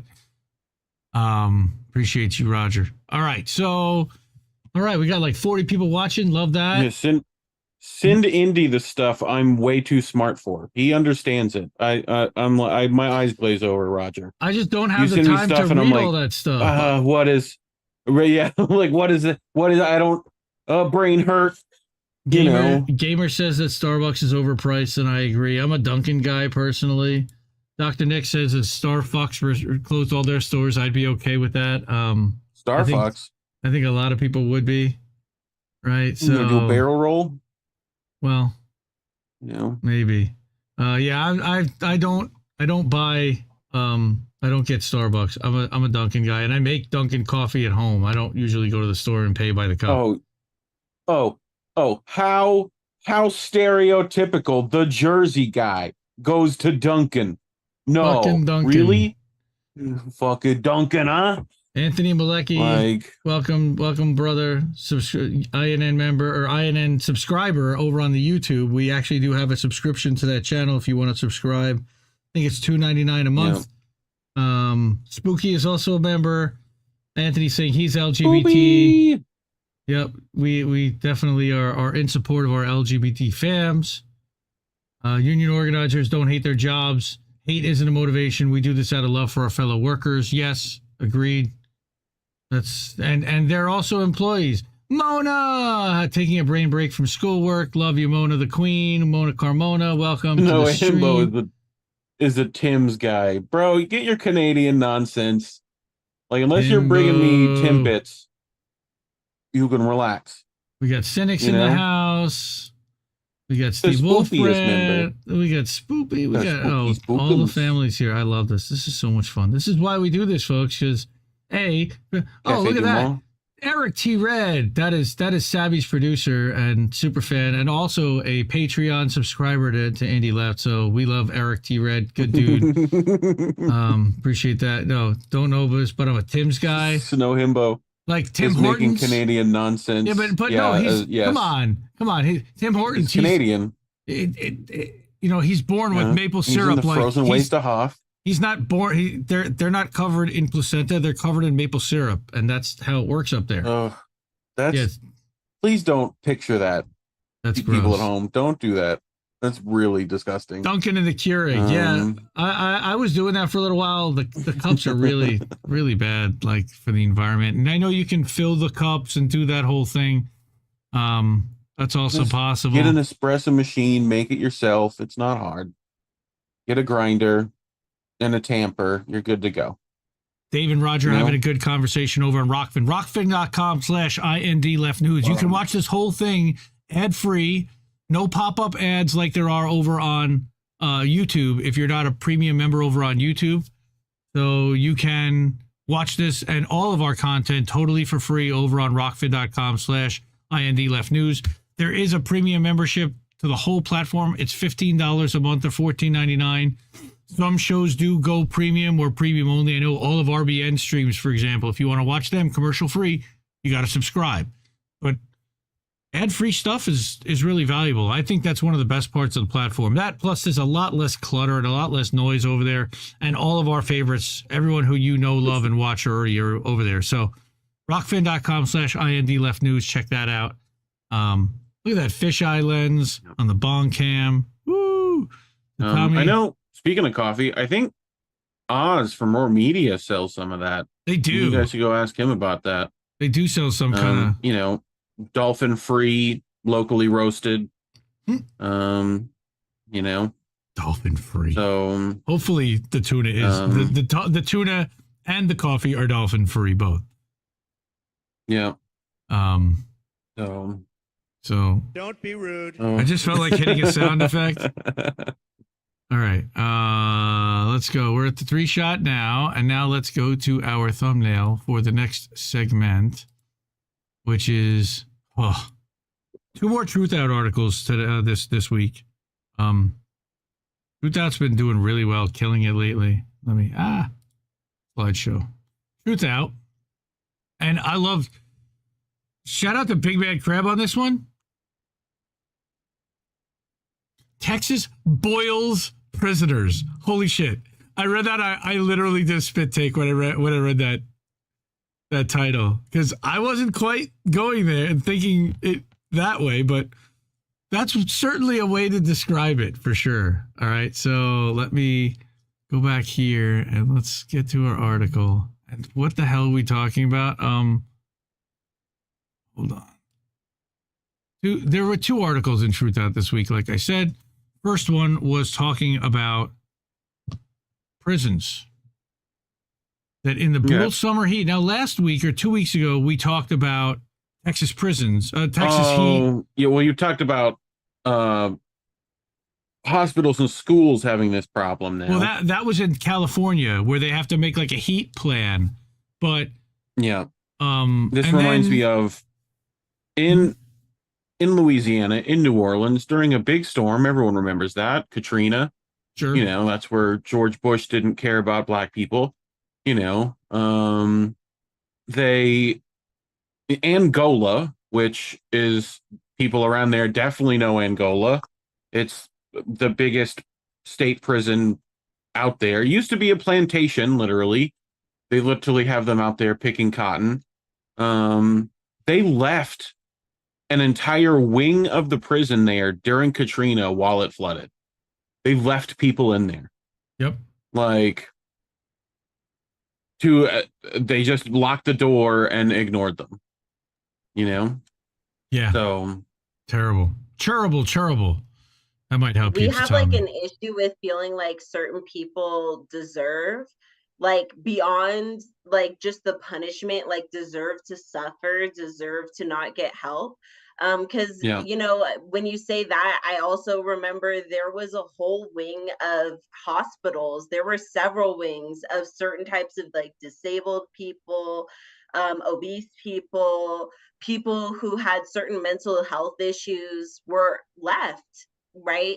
Also at that same time. Mm-hmm. And when you argue for things like prison rights, people argue back saying, well, they shouldn't have done this, they shouldn't have done that, because in their mind, being separated from the population, or, you know, having all of these other things that people are suffering from, that's not the only suffering. That's not the real suffering. The real suffering is that kind of torture that occurs while you're locked up. While you're locked up, you're scared you're going to get raped. While you're locked up, you're not getting the proper nutrition. While you're locked up, you're scared you're going to die from like dehydration or whatever. People have come to not only accept that, but expect it. So arguing against it is really an uphill battle, because people have really dehumanized certain populations, and the prison population is absolutely a main one. Oh, yeah. Yeah. I mean, look at what they did during COVID, too. But here, days of extreme heat. No, what we talked about was 2 weeks ago, the governor of Texas passed this law, this Death Star law that was passed by the Texas House and Legislature, all right, that eliminated water breaks that the municipalities were requiring for construction workers, like a 10-minute break every 2 hours or whatever, and they eliminated that. So this is kind of following up to that. Both Houston sued them, but on top of that, there was also this article by Victoria Law and Truth Out about how days of extreme heat without access to enough water and cooled air become deadlier for an aging prison population. And that's what one of those cells looks like. And it just literally becomes an oven. Similar to where a prisoner in Fort Bend County Jail in Richmond, Texas committed suicide. That's nice. Shortly after midnight this past Friday, guards found 37-year-old Elizabeth Haggerty dead in her unair-conditioned Texas prison cell. The day before, temperatures had reached nearly 100 degrees. She was scheduled for parole on August 2nd. She had been sentenced to 4 years in prison for not meeting the many requirements of her 10-year probation sentence for a fight with an ex-girlfriend. Her mother-in-law told Truth Out that she had diabetes, asthma, and high blood pressure, but was otherwise healthy. But in mid-June, she was transferred from an air-conditioned prison to the Dr. Lane Murray unit. 10 days later, she told Romero she was feeling sick, couldn't keep food down, had lost 12 pounds over the week, and 2 days later, she was dead. This past June, 32 people died in Texas state prisons. I'm going to repeat that. This past June, in 30 days, 32 people died in Texas state prisons. Someone will remind me of the guy they literally just locked in a cell that, like, the conditions in it were literally, like, inhumane. Mm-hmm. You know, I forget that one. The pictures from just the cell were like, oh, that was the one in Georgia. Oh, I remember seeing the pictures from that too. Yeah. They ignored all the cries. Okay, so during this last week of June, 3 people, including her, died in Texas prisons that lacked air conditioning. All were in their 30s. 35-year-old Tommy McCullough died while mowing the grass at Thomas Gorey unit in Huntsville. His family told him that he'd been complaining about excessive heat and insufficient access to water all week. That, like, murdering the poor people is literally what they're getting down to at this point. Romero called the prison, but the family has no answers. We won't find out till the autopsy, and even then, they're not going to say it was so hot that her heart was working hard and her blood pressure went up. They'll never use heat as a cause. So, while the Texas Department of Criminal Justice has not reported a heat-related death since 2012, how about that? A study found that extreme heat was likely behind 271 summer deaths between 2001 and 2019. You know that's grossly underreported also. Yep. As climate change increases temperatures, jails and prisons become summer hotboxes. New York Times predicted that at least the next 5 years will exceed 2016 temperatures. Actually, probably each of the next 5 years will exceed 2016, which was the planet's hottest year. Even if it doesn't top it, this summer is expected to be hotter than average across the United States, and that means more heat-related illnesses and more heat-related deaths. So that was... Yay, the planet is dying. That was Liz Haggerty before she... Yeah, just gross. All right. I've become one with my sweat. Gross. All right, this was... Like, imagine if a Russian prison had this many deaths. It would get like 8 A&E documentaries, you know? all day Or long. even if they were just describing it the same way, if they were just describing it as like the blanket of like heat of, you know, all these conditions, they sound so vile, they sound so inhumane. And these people have done such basic stuff. I mean, the first lady, the 37-year-old, got into a fight with a girlfriend like over a decade prior, and was back in because of some kind of, you know, parole violation years prior. So this one event over a decade ago was leading to this. And, you know, if we said that about like Russia, that would be just shocking, right? People would be outraged. They'd be like, look, this is why, this is what we fight against. But yet and still, it's exactly what's happening here. And it's so normalized. Like, I just saw a comment by, I want to say it was Bad Cookies. They were saying about how like they aren't scared about getting raped in prison. They're scared about getting shanked by a random prisoner on a bad day. But it's like, you're not just scared of the situation there. Yeah, you're also scared of what the situation causes everybody around you to act like and behave like. And that also impacts how you're going to survive in prison, how you're going to be able to survive, not just physically, mentally, emotionally, financially. It costs so much. The cost is just out of control, especially for such a crime as getting into a fight with your girlfriend that ended up with the police involved so long ago, somebody who you probably don't even talk to anymore. That still impacts your life to the point that literally killed you all those years later. It's just, you know, it just speaks so much to it. And I totally agree that if somebody described the same situation, but for Russia, people would have a lot more shit to talk about. Yeah. Well, and like, you can name any of these. We've known how to fix this for decades. Like, we've known how to fix this. The wardens know how to fix this because they've gotten free trips to Scandinavia where, you know, prisoners get a full house to live in and, you know, where they can take care of their children, like, and get educated and fixed and, you know, brought back into society. Like, they have a system for bringing people back into society. Gregory Not Walker, just like throw them back in and go good luck when the system outside is almost more fucked than inside in some cases. So, well, and it is, you know, people get mad when they think about that, when they like, I forget which country it is where the prisoners actually have clean cells and beds to sleep in and like toilets, like basic necessities. But when those articles of like, I don't know, Sweden or somewhere goes around, people get so angry. Like, you never see people get so angry, even if you bring up the fact that the vast majority of people in those jail cells aren't there for violent crimes. They haven't really hurt anybody. They've often, it's like crimes of just trying to survive, like crimes, financial crimes, that type of thing. And so it's fascinating because there's like a knee-jerk reaction to that reform, to just even the most basic humane, okay, but as humans, perhaps we should not have people living in those conditions. Like, that alone gets people riled up. Gregory Walker. So you're telling me private prisons and the crime bill did perfect, did great. Well, that was just it. I was going to mention private prisons and the motivation, the profit motive to keep these people in a system that keeps them coming back, recidivism rate being so high, versus rehabilitation, actually preparing them for life after prison so they can, and then of course there's the stigmas of society against convicts and ex-convicts and felons is in getting higher. What's that amendment? Slavery's illegal except. Right. You know, what's that one? 14.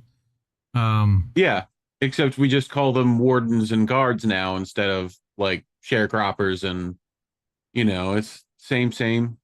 Gregory Walker is asking, God damn, that sucks, so close to getting out, but also asking about the vaccine status. I'm not really sure, but we know that they were requiring prisoners to be vaccinated regardless of their health which also I take issue with, but everybody was required, it was forced jab type of stuff where everyone had to take it. We're so worried about the deaths of COVID in jail, but not deaths in jail. Not the deaths in jail, right? Not deaths due to heat.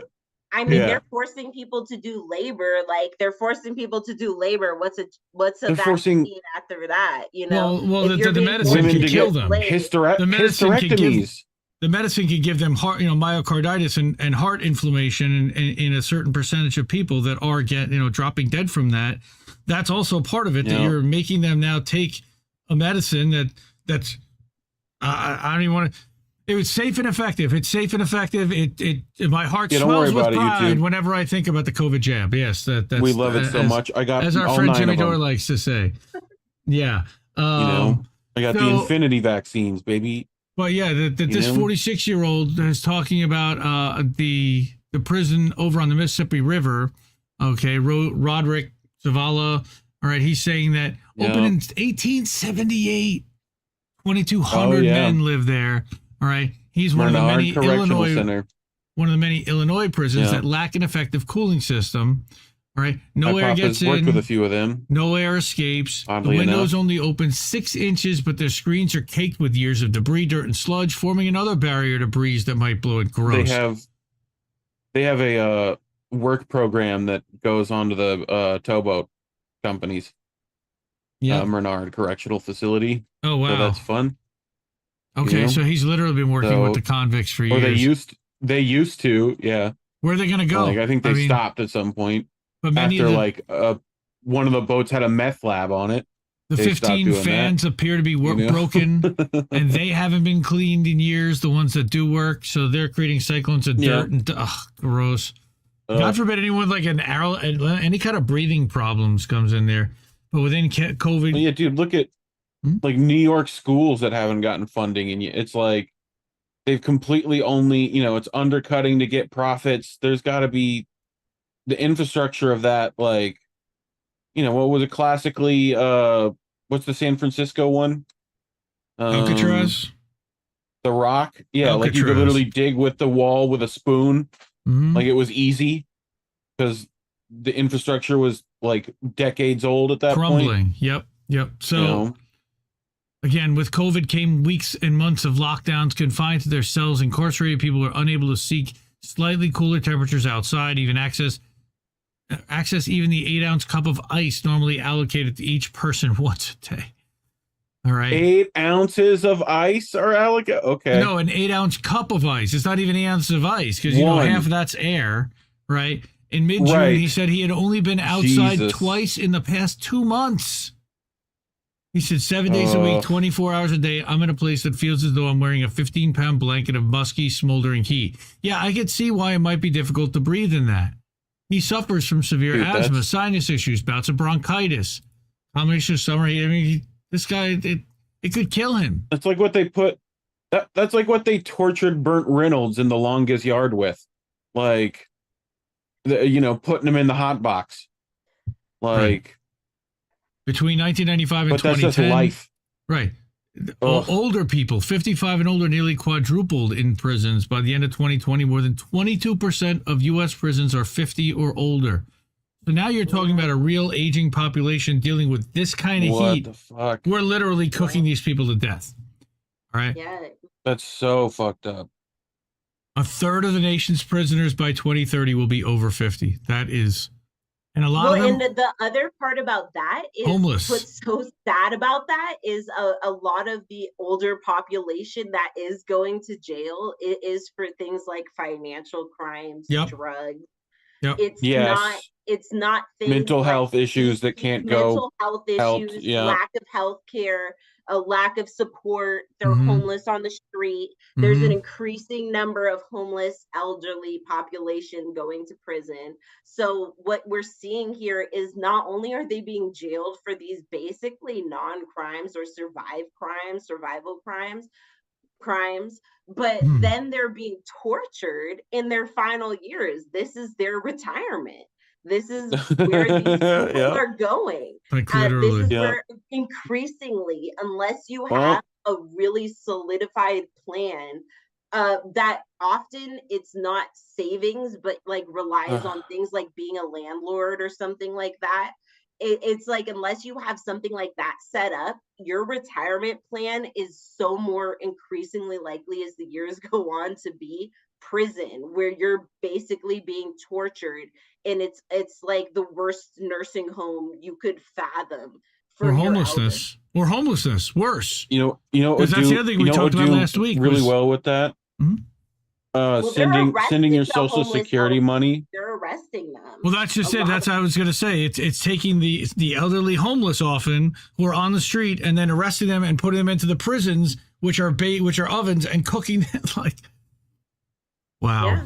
Well, and that's, I mean, that's just one way of the torture. You know, it's like the water quality is going to suck, I'm sure. Like they're getting poisoned everywhere. Like, you know, but when you think about like, okay, when people think about like, oh, the prisoners, they don't have air conditioning. People are like, oh, like, fuck those people. Why don't they can just have air conditioning. Who cares if they don't have air conditioning? But it's like, when you think about it being the elderly people overwhelmingly in there who would require air conditioning just because they are at a weaker point of life. I mean, it's just, there's such a disconnect between who people are advocating for in these prisons and what people imagine, which is basically a bunch of serial killers, when they imagine who's actually largely in the prison population. Yeah. And then you've got the people that would say, well, you know, when they were living on the outside, they didn't have air conditioning. So you're literally giving them better lives inside prison because they're getting air conditioning. Yeah, you should. That sounds like an argument we heard before. It's literally like the right humane thing to do. And by the way, why don't those people have air conditioning where they live to begin with? You know, I've heard these arguments before. I don't know where, but there's something like that. We gave them quarters, you know. We gave them the scraps. Right. Yeah. We give them a bath, and sometimes we let one work in the house, you know, like. Yeah, it's gross. It's gross. So again, our walls start to sweat. That's so gross. When the temperature gets in the 80s and up, our walls start to sweat. The CDC and other health experts advise staying hydrated to avoid heat illness, but Stateville is one of several Illinois prisons where Legionella, the bacteria that causes severe lung infection, Legionnaire's disease, Legionnaire's in the water. disease. Malaria and like Matlock dysentery. buys bottled water from the commissary. Every 2 weeks you can buy up to 24 16-ounce bottles, which is not enough to stay hydrated. Right, during prison's first shift, staff distribute drinking water from bags. That's the only way that people without money can access clean drinking water. But why? Oh, they're probably. Is it up to 24 16-ounce bottles? Like, you know, there is no reason for such a limitation. You're forgetting about water. Commissary needs a kickback. Well, they've got to make profit at commissary. Remember what those? Are you trying to prevent somebody from buying water for everybody? Are you trying to just make sure people are always a little bit too thirsty? How is that even conducive to a better? It's terrible. Why? It's terrible.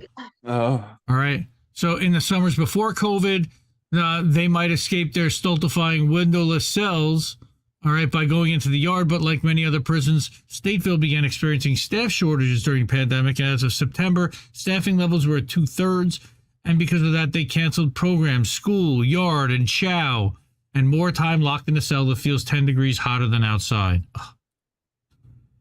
Now, keep in mind, we're bringing Assange over here to be in one of these. Essentially.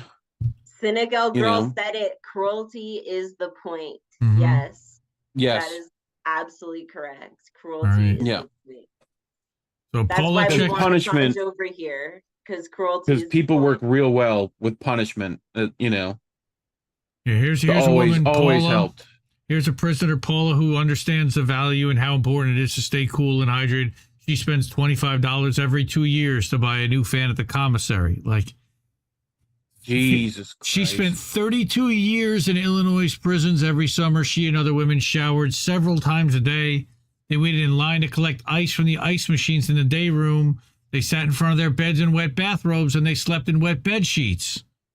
Yeah. Gross. Yeah. But those few options were slowly taken from them.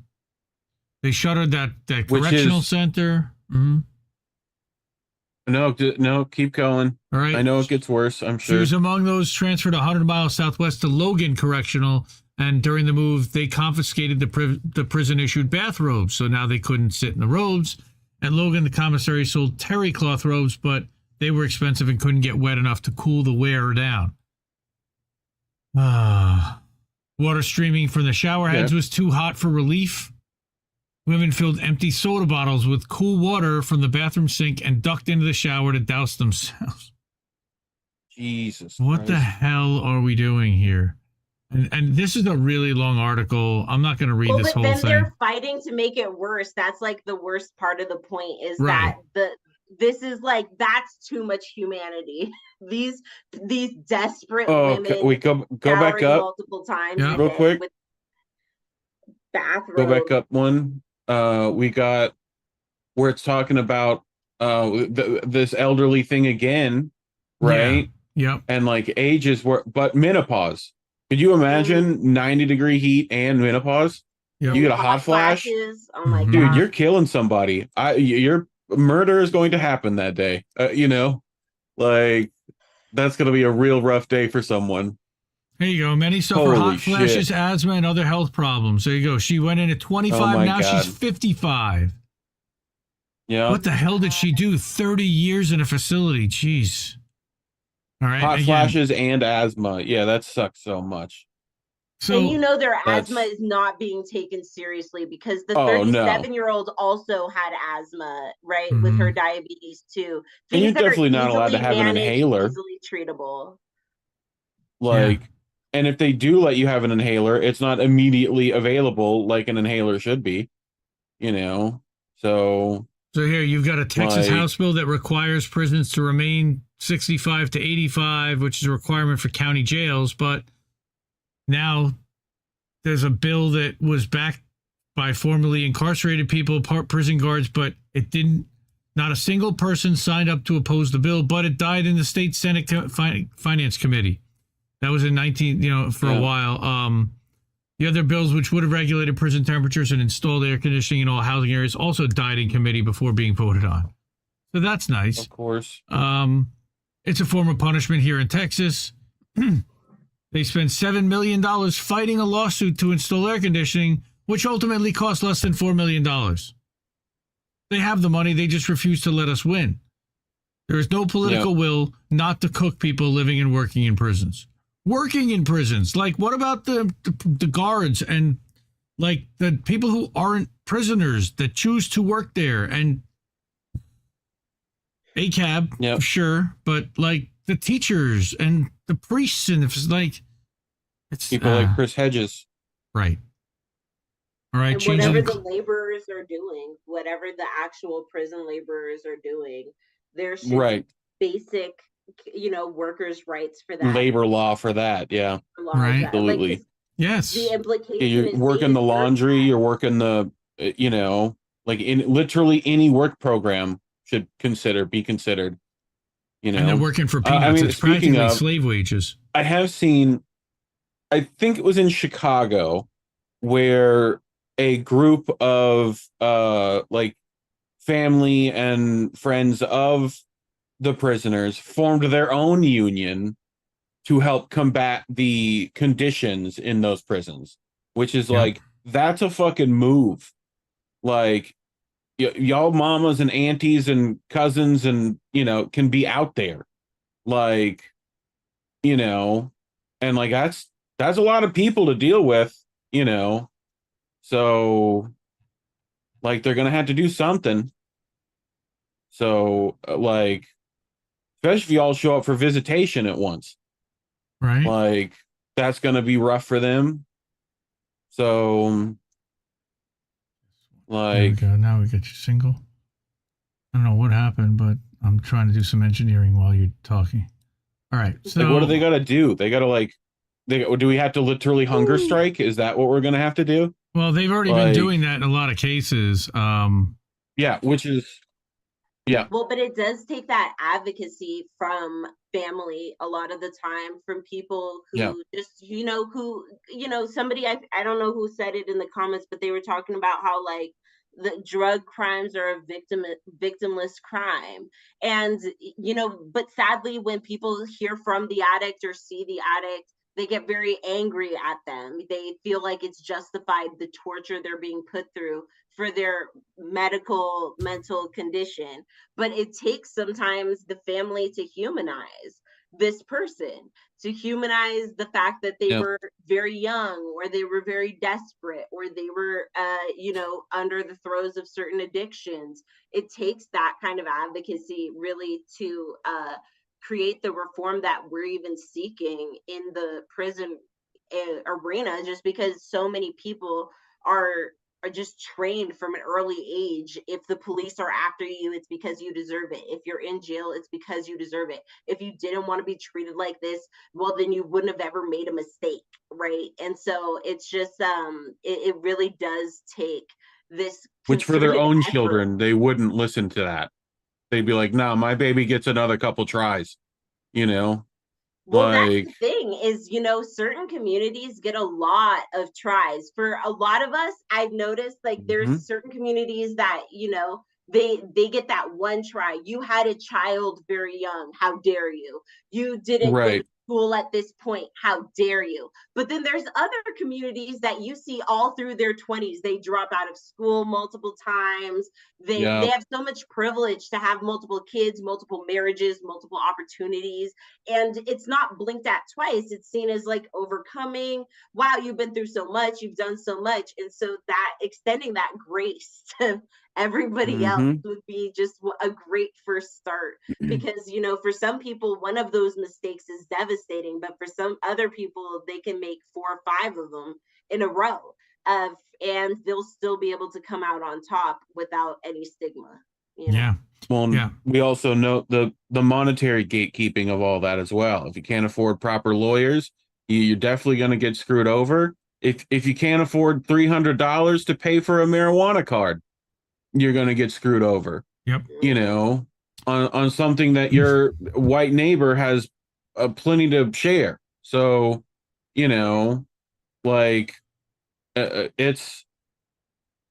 a shit show. Welcome to America. So they're talking about the elderly stuff here, and how Illinois advocates are organizing to bring back parole because they want to get people who are older than 55 back out of the prisons. New York, there were 2 bills that failed in state legislature to try to get people out, the Fair and Timely Parole Act.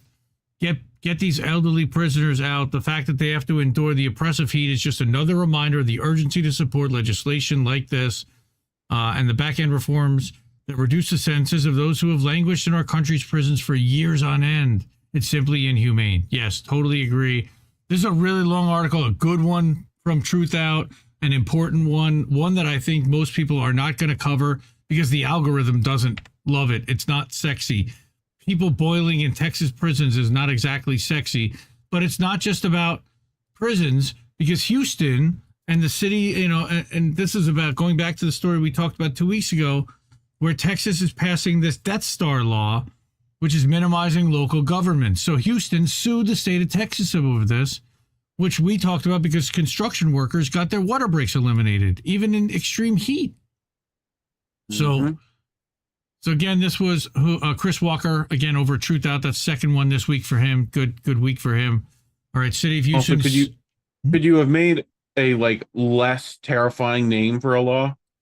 That's literally what the evil villain of the biggest fantasy bullshit in the world is. That's the literally ultimate weapon that the space fascists have. It's literally based on the Death Star. Okay, to explain the immensely negative impact that the state is having on local governments. That's exactly what they're talking about. Right? So the law forbids cities and counties from regulating 8 arenas beyond what the state does without first getting approval from the state to do so, effective September 1st, including The lawsuit, which is filed in Travis County, says it violates a portion of the state constitution, which allows states and cities to self-govern, states and counties. Yeah. Right? What happened to states' rights? States' rights! Well, they want the right of the state, not the right of the municipality or the local government. They literally want it to be the power of the state over all else. They want the right of their state, to be specific. You know? It's crazy. So in discussing the suit, Houston City Attorney Arturo Michel condemned the law for denying localities the ability to manage their own municipal codes, including when it comes to emergencies. Right? It robs the city of Houston the ability to act quickly when it needs to, particularly in times of disasters or to prevent disasters. Certain things we could do, for example, in the areas of drainage for flood control may be preempted, and we may be challenged, and there may be people who suffer because we're not able to do what the Texas Constitution allows us to do, which is for local government to act quickly to address the needs of its residents. Yeah. Well, secede then. Y'all been talking about it. Like, secede and fix that shit. As a city? I mean, like, to form their own state? Yeah, for like a week and then rejoin. You know? Like, whatever. They got the right to do that, don't they? They can like split into 7 different states. Isn't that the rule? It's like a dumb Texas law on the books. Here's another one that will likely be challenged. Here's another law, part on the books locally. Right? Harris County requires construction companies to keep records on safety, which allows the county to bar unsafe companies from engaging in certain projects, and would likely be found in violation of the law if it's allowed to be implemented. So now they can't, they can't keep track of these because it's now discrimination against companies that may have gotten rid of those people and hired new people, but they're not, that. Welcome to capitalism. Again, this is capitalism defending capitalism. And fascism, to be specific. Everybody gets punished. It's like, it's not just the prisoners. The prisoners are bad because they broke the law. They're bad people. They're also bad. But then it's like somehow the workers, the poor people, the construction but they workers, also hurt the company. Right. Yes, they're getting it too easy. It's like you get 1 cup of ice every couple hours. That's too much. But then you get to do people know the shade. The definition of fascism? Oh, they're riding in luxury cars. The government working with corporations. Yeah. Well, air-conditioned luxury cars that, yes, they go from shaded tree to shaded tree, and they never the sun never touches them. But here, an ordinance in Dallas that requires a 10-minute break in the shade every 4 hours for construction workers who are out in the sun all day would also likely face challenges due to the law. Removing that ordinance would be extremely dangerous, as it comes at a time when heat-related deaths at work are expected to increase due to the climate crisis. And I saw last week somebody already did die, and they said that it was due to heat exposure in Texas. Have you seen, dude? King of the Hill called this like long time ago. Bobby be stepping out the car, being it's like 125 degrees. Like, damn it, Bobby. Right. So other regulations that can be discounted due to law include rules for payday loan lenders that go beyond state standards, as well as workers' rights protections and paid family medical leave ordinances. Jesus Christ. The law could also affect the minimum wage. See, this is what they're going after. They're going after the cities that raise the minimum wage beyond $7.25 an hour, which was a state minimum wage. This right here is why they did all this, because they want the state to be able to not, to not have cities override the state's minimums. This is a big bill intended to dismiss and remove protections from everyday working people. That's San Antonio councilwoman said that. Law's language is ambiguous, giving municipalities the added burden of not knowing when some of their ordinances might be in violation. Even better. So now they have to hire lawyers to even ask them if it's even possible for them to continue doing what they're doing. Who's going to get rich? The lawyers. Right? The uncertainty surrounding the validity of ordinances stifles the council's ability to meet their community's needs. Surprise, surprise. And support Truth Out. They're a good organization. Indie Media Award honoree. Chris Walker is one of the better depressing writers. Stuff. No, don't give them any money to. They also have TDS. They're also a little shit libby, but we need organizations like that badly. Hey, how about that? We're all members of INN, folks. All three of us, Indie News Network, indienews.network, INN.network. This is our link tree. You can hook us up at Patreon or buy some merch. That's a Jesse Jett tank top. You can meet our members here. All of our links are here at this link, and that jumps to another handy link tree where you can meet all of our members and see all of our link trees. All right, all the network channels and where do we stream live, and all the social media channels that you can follow us. So that is over at INN.network. You can check that out. IndieNews.network. Or IndieNews.network. And here is our merch store. So you can pick up some INN socks or an INN t-shirt that says labels are bad. Stay independent. Or the bucket hat. Look at that bucket hat. You get the whole kit, bro. Get the socks, get the bucket hat, there you the go. shorts. INN it up. You know? My daughter's been asking for this water bottle for a long time. I went, hey, look, you got a baby. Get that white INN hoodie. onesie. INN onesie. Durden. Little INN crop hoodie. Anybody want to buy Durden INN onesie for the baby? No? Okay. Anyway. All right. We have got one more story. Oh my goodness. Tahtahme, you're gonna love this story. A white onesie, probably not the best for baby. We probably ought to make another color for that. Yeah, probably probably a good idea. All right, so let's go get covered in like purified banana. You know, this is a crazy and gross. Crazy story. Hey, there's Lisa Simpson in there. Yes, that's Lisa Simpson. Education is being attacked in Pennsylvania, and this is again a wild story. Bean Boy, Judd Please Legume tell me Bart is part of the problem. Over at Popular Information, he's not an Indie Media Award honoree, but still an outstanding publication and one of the best Substacks out there. So, and I don't like this headline. The right-wing scheme to upend public education for $125 an hour. Yes, it's right-wing, but more importantly, the dumbasses that are getting hired by these school districts. And here's what's going on. So this guy, Jordan Adams, he delivers a Zoom presentation. So what's going on here on June 20th? Educational consultant Jordan Adams delivered a much-anticipated presentation to the Penridge School Board, revealing his recommended changes to the Eastern Pennsylvania School District Social Studies curriculum. He's the founder of Vermilion Education. He appeared via Zoom. We'll look into who Vermilion Education is, right? They have the word million right in the thing, so it's just funny. But I know that that's not. Anyway, the curriculum experts who work for the district recommended that first grade social studies focus on rules and responsibilities, geography, and important people and places. Adams instead proposed that 6 and 7-year-olds learn American history, 1492 to 1787, and world history, ancient Near East. Okay. In his presentation, first reported by the Bucks County Beacon, Adams did not discuss how teachers could provide instruction on nearly 300 years of American history to students still learning to read and tie their shoes. Mm-hmm. Nor did Adams explain why his chronological approach was superior to the school district's proposed curriculum. He spent less than 90 seconds covering his proposal to completely restructure social studies for grades 1 through 5 before moving on to his recommendations for older students. Because that's not important or anything. Oh my goodness. Popular Information asked Adams about his processes for curriculum development and how he came to the conclusion that his proposed changes would be beneficial to first graders and other students.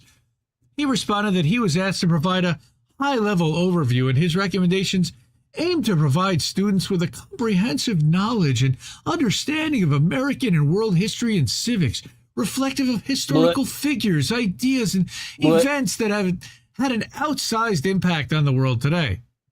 What's going on here? What indeed? Don't talk about any of the controversial stuff. I smell a rat. Adams also proposed changes to the curriculum for 7th and 8th grade reading and language arts courses. What? He suggested that the book's district staff, the outsiders, had selected for these courses could lead to destructive behavior on part of these students. Who's in that movie? Yeah. As an example, he cited The Outsiders. The Socials Right. Who's versus in that movie? Tom Cruise and C. Thomas Tom Howell Cruise. and Patrick Swayze. It's got like Tom the biggest. Cruise. Speaking of which, and Swayze, and there's like a ton of weird ones in that movie, right? That you're like, why are they there? Rob Lowe. Rob Lowe's in that movie. Rob Lowe. That's exactly who I'm thinking of. Rob Lowe's in that movie, like with the little like white T-shirts, and they got like the cigarettes rolled in the sleeve. It's like that movie. Like the hardest crime they got is someone's got a stiletto knife. That's what they got. You know, little switchblade. Have a Tom Cruise. Have a Tom Cruise. I'm gonna stab you. You have a leather jacket with a patch I don't like. You know. Well, also I feel like kind of what that feels like. This is gonna sound funny because I was adopted by boomers, and one of their kind of claims to fame is that they were the first generation of actual teenagers. Right? They were the first generation of people, like young people with their own unique culture. Because they didn't have to like work on the farm and go to war. That didn't just work on the farm. That went and did childlike things until they were 16, 18. So that's what that generation actually represents. They went to the beach party discos and, you know. Why teens have been attached the to drive-in since it came out for that reason. It represented that countercultural. I'm teen like, angst. it's us. This is us, and that's the grown-ups. That was what that really was. So that's why Easy Rider, like American Graffiti. Exactly. Like, it's funny. This whole thing, he doesn't recommend removing The Outsiders from the required reading, which is weird. Right. No. Right.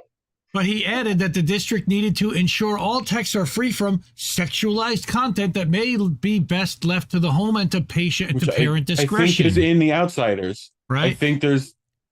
He said the books were selected by the district would raise questions about why books with sexualized content were selected as opposed to other worthwhile works. Right. So one book singled out is War and Watermelon. Okay, by Rich Wallace. War and Watermelon is about a 12-year-old growing up in the time of Vietnam and Woodstock, but Adams focuses on a few snippets of sexualized content that he apparently believes is inappropriate for middle school students. Two of the passages involve girls who weren't wearing bras. Another involves a 12-year-old boy noticing that a 12-year-old girl had developed breasts. So? Twilight, though. Twilight's fine. You can leave that. Well, no, he would definitely have a big problem with that. Room watching her sleep, that's okay. But if you notice that she had breasts, that's where I draw the line. You know what's going to happen? Here's what's crazy. The Satanists are going to come in and be like, well, you can't have the Bible in here. You know, all right, that's got a ton of sexualized content. We got to get rid of that. It was an unusual approach. Shit. It was an unusual approach for a consultant. The school district is paying thousands of dollars to provide guidance. Notably, Adams, who's only 31, does not have any experience developing curricula for public schools. According to him, he launched his company in March. It was formally incorporated in December of last year, so it's actually 6 months old now. I smell Christian public schools is what I smell. That's what's under happening. Questioning from Christian the Penrith private schools. I mean, well, under questioning from the Penrith school board member, he admitted that Penbridge was Vermillion's only public school client. When he's asked if he has any other clients, he says he's not at liberty to share about ongoing or potential work with other clients. This guy's a bullshit artist. It's purely reactionary, and that's really what you see by how like bullshit it is. That's like how ramshackle and thrown together it really feels. It's because it's reactionary. It's not inspired. Right. So in an interview, he's not allowed to break the rules of confessional. You know this. Well, the school board member tells Popular Info that his presentation was amateurish, horrible, and reflected a total lack of preparation. He was particularly disturbed that Adams has already billed the district $7,500, the cost of 60 hours of work under the contract, to craft his recommendations. Just to even recommend the shit, he got $7,500. So, funny enough, he appears to have deleted his LinkedIn profile. He doesn't hold any degrees in education. In 2013, he got a bachelor's in political science from Hillsdale College, a private Christian institution known for Got its it. right-wing ideology. Here's where the right-wing stuff starts to come into play. Oh no! Wait. I don't know how it happened, but I ended up getting an email from Hillsdale College. I think it's because it's close to me. Or it was where I lived. Anyway, they sent me the craziest email during George Floyd, where it was like. It was the craziest thing that was like, if this is the time we need to stand up because the like Black people are doing, and I was so shocked that it was so blatant. It was just wild. Yeah, Hillsdale College is not just like, oh, we're right wing, we're very conservative, we believe in Jesus and like all this other. It's very blatant once you get into their email stream. Anybody ever heard of the University of Dallas? I have never heard of this university in my life, but somehow this guy got a master's degree in humanities from there, which is another private conservative school. He later returned to Hillsdale College as an employee, where he promoted a K-12 curriculum developed by the college known as the 1776 curriculum, which is favored by right-wing activists. By the way, it's also like they're attacking America good. Critical race theory. Right. Yes. America, fuck yeah. Yep. That's basically George Washington was the coolest dude, you know. Like it's that. Right. Boston Tea Party, everybody. That's all you need to know. America.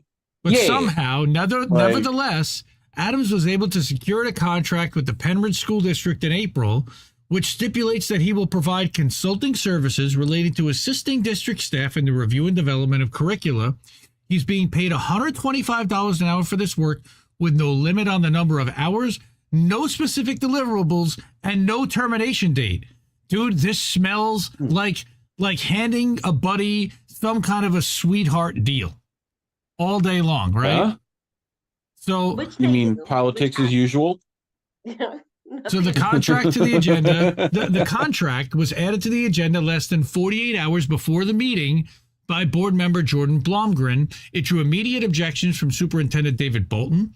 In an email, he noted that there was no money budgeted for the contract. All right. No one from the school district had reviewed the contract, and no one was involved in developing the curriculum for Penrith schools was consultant. I don't understand how this guy got paid. Bolton?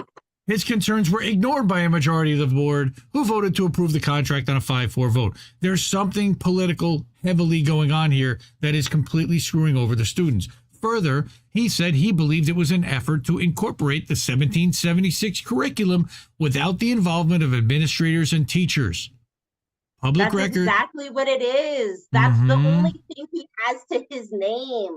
He has no other, he's like they just said, he's not some accomplished scholar, even among his own peers. He doesn't have some sort of something that these people know about. So it's like what he has is essentially this grift that he was able to jump on when Trump was so offended about the 1619 project, which wasn't like, I mean, I'm not going to say like it was a bad thing, but I'm not going to say it was exceptionally profound or was saying anything crazy in and of itself. No. But for me, it felt like the most basic and broken down of American history, like literally the facts, no emotions, no, like it was very basic. It wasn't for anybody but the person who couldn't grasp these basic concepts initially. So it's like when we have this new project, that's what it feels like. This is reactionary. It's not the same passion that the 1619 project had for all of its flaws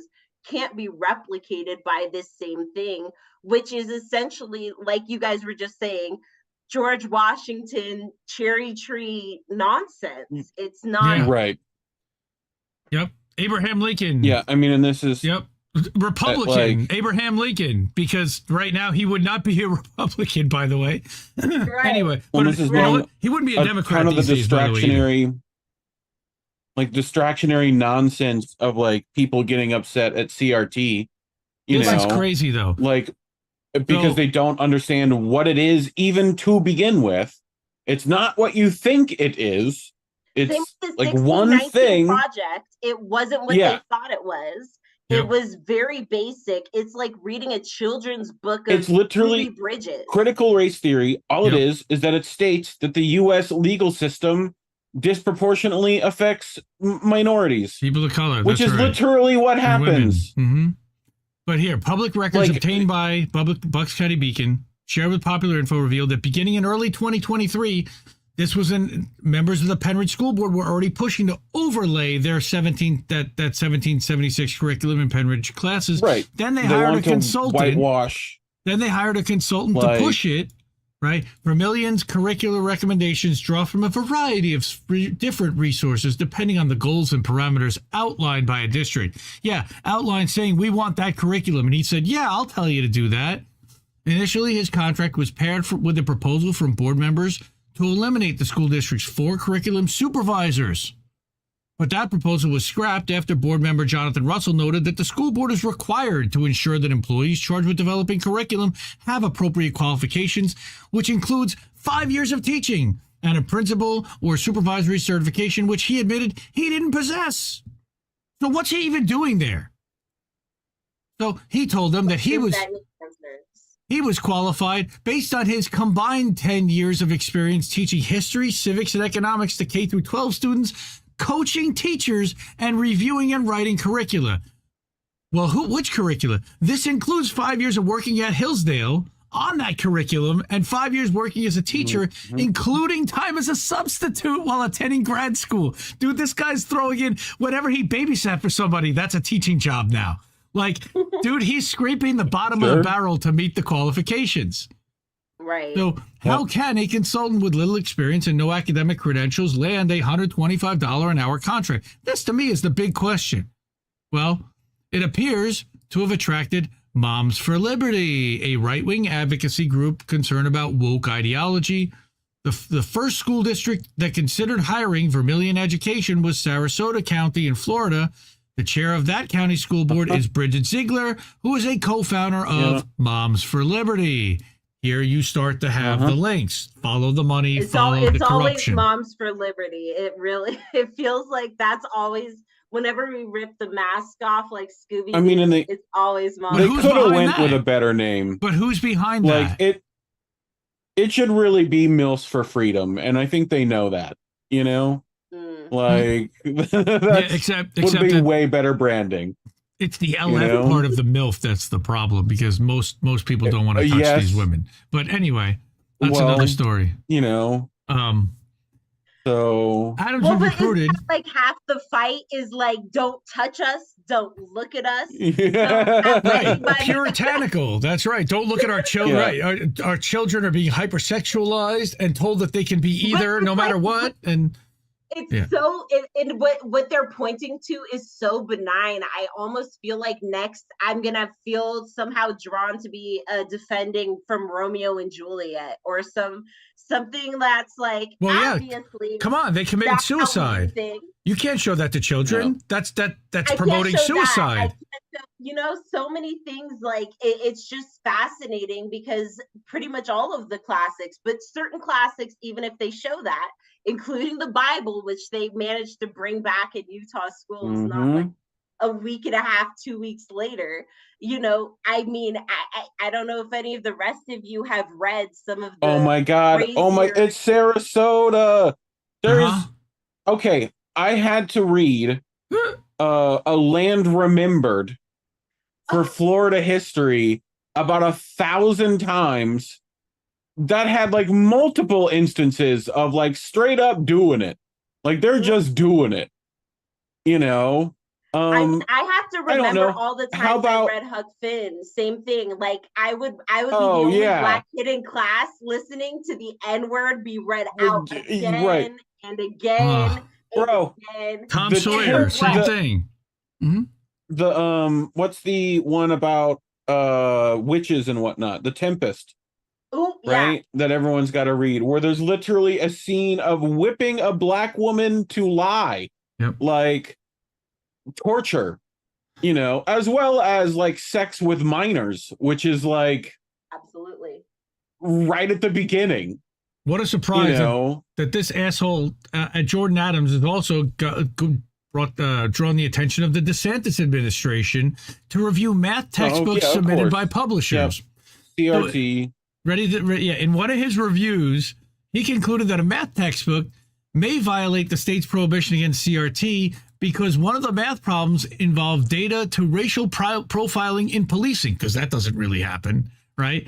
According to him, the math problem may be an effort to indoctrinate students with the belief that racism is embedded in society and legal systems, and or that race is the most important factor in considering an aspect of society. Don't ever tell this guy about redlining. That's all I can say. Yeah. Well, imagine that. Imagine if a kid saw one statistic and was like, that doesn't seem right with how things should be. The reason they don't want this taught, this is a problem, right? This is a symptom of the problem. They don't want kids to figure out what actually causes this problem and how to fix it, which is the issue. It's supposed to be, this is how things are. This is the system, right? Issue. It's not like, we could solve it. No, we can't solve poverty. Some people are just always poor. Some people are just always hungry. Inherently, that's just the way things are. Some people are always at the bottom. Some people are always judged by the color of their skin. It's just because the sweet Lord made it that way. You know? It's just how it is. We can't change it. What are you trying to do? So what a surprise. So you got Bridget Ziegler in April cheering on Adams' contract with Penridge, saying that he would conduct a woke audit of the curriculum. I want to smash this guy already, I got to tell you. Smash your boy. You know, later on last week, Adams appeared at the Mobs for Liberty National Conference in Philly. Oh, RFK Jr. was there. He could have said hi to RFK Jr., DeSantis, and Trump. Look, well, here's what I propose. That was at UFC. What I say is all the Dagestanis who are, nice brown Muslim people who, smash boy. will fuck up everyone in the room. Boy. Please let them come over. Oh my God. But here's what happened. All right. So Habibi, please. I don't know if you remember, but back in 2020, this is similar to how the Tea Party and how the Freedom Caucus started to go after state legislatures and started to go after smaller House seats, and how they started to flip them and have an impact at the local level. They started protesting. Well, what they've been doing since 2020 is infiltrating and getting elected to school boards and affecting the education curriculum. And so this guy at this conference led a strategy session, which was closed to the media, entitled "The First 100 Days Getting Flipped School Boards to Take Action." So that's exactly what he declined to elaborate on what was discussed, because God forbid anybody find out that he's telling them that you have to use your leverage to override the will of the community to implement your Christo-fascist agenda. Yeah, that's what he's doing. All right. So hiding the ball. Yeah, as part of his effort to secure a contract with Sarasota, he sent the board members a brief pitching for Million Education and Services. All right. And that begins with a letter to school board members. In the letter, he promotes it as an extension of the right-wing movement that has elected new school board members intent on radically reshaping public education. Somebody is propping this guy up. Somebody is funding this whole thing, and it's a front. All right. As always with a lot of these right-wing grifts. I mean, even the 1776 or whatever he's doing project, how did that even get the same funding? Like, how did that get like way more funding in such a short amount of time as a reactionary project? They always have just so much money to throw at these things, and him included with his $125 an hour. Right. Of paycheck, or however he's charging people for what expertise, with what experience. That's kind of how it always seems to go. It's not about your expertise, your experience, your education. It's about what are you willing to fight for? What are you willing to put your neck on the line for? How far are you willing to take the grift? And it's an incredibly lucrative grift. And this was just one contract from one district. And this guy's trying to get contracts all over the country at districts. Exactly. All right. And he's making gobs of cash doing this and being funded. And what did he do? It's like it's not even like we can say, oh, he made 100-page a workbook. He made this thing. Oh, he has this game he's made for kids. There is nothing to show. It's a for it PowerPoint. except for that 90 seconds of blurb. It's a But PowerPoint. what did he get paid for? Yep. Well, no, he pitches a character program audit because he claims many programs focusing on building character now feature ideologies hostile to shared understandings of right conduct and responsibility, undermining the wishes and efforts of parents to raise an upright young men and women. What is that? Upright young men and women. Christian. This is what it's all about. It's all about his religiosity. All right. He pitches himself as a mole that can be embedded within the school district to implement policies over the objections of staff members. Oh my God. Which we have to admit is a Christian fascist movement. That's the thing 100%. is this isn't anybody else. What he's saying there as a mole, he is a Christian mole. This is a Christian doctrine I mean, in a very specific type of Christian too, a very specific sect. Fundamentalist. Yeah. Conservative. It's near me. Fundamentalist. Yeah. There's very specific sects that are doing this, but that is what the Christo-fascist movement is. And what they are doing is focusing on religion, which I think is so important because, as somebody who is a pagan, who does practice an African traditional religion, it boggles my mind because we're often, in media, in just everyday conversation, painted as the devil, as people trying to take over. There's this insidious. And then we also see that with like Jews, right? Yeah. The Jewish people, they're insidious. They're trying to take over. They're here worried about the government. But here we have literally. Other than the Israeli ones. They're fine. Yeah, right. And give them a ton of money. Yeah, they don't talk about APAC. Right. So here we have literally an example of a religious group who is this guy, and then later in the article he goes on to say like, oh, take this out, I don't want people to know that's what I'm really, but this is what he's really saying is like, I am here to be a mole, I'm here to do these little things behind the scenes so they don't even know it's coming. These people think their kids are just going to public school, but here I am. And so it's like it's insidious, not just because of this, but because of people who are atheists, people who are pagan, people who are trying to send their kids to these schools in Texas and wherever else. I'm waiting for the Santeria priest to like work their way up, because that's going to be real fun. I really want the chicken bloodletting class to be a thing. Imagine if that's going to be great. Tried to do a fraction of this. I'd be down with that. A sincere voodoo practitioner tried to get any of this, and they were like, well, me and my kids, me and my community, any of us, Santeria, hoodoo, voodoo, we would get laughed out of the arena. Wiccans, the same thing. I mean, think about the times when there's been a Wiccan prayer. They've been shared for laughs. It is, because it's funny to think about a Wiccan praying to the north, the east, the south, and the west. Meanwhile, you're thinking about a Christian doing the same thing. But there is a laughability to it. For some reason, they're given this credence, this like power. It's not seen as insidious as it is. But I swear, if like a random Buddhist had these same, inclinations, people would have something to say. I definitely think the Satanists will show up on this one. They usually do. They do. For some reason. Like, I love explaining that to like a Baptist here who are like, wait, but it's Satan. I'm like, yeah, but they actually don't believe in Satan. It says it says that. Like, they're just doing it to troll you. You get upset. And they have time where other religious communities are actually doing their own religious thing. That's what I appreciate about Satanists is that today they have time because they always have time. And that's because that's really what they're here to do is really call out that hypocrisy. That their religion literally says they aren't a religion and that you should not believe in a God.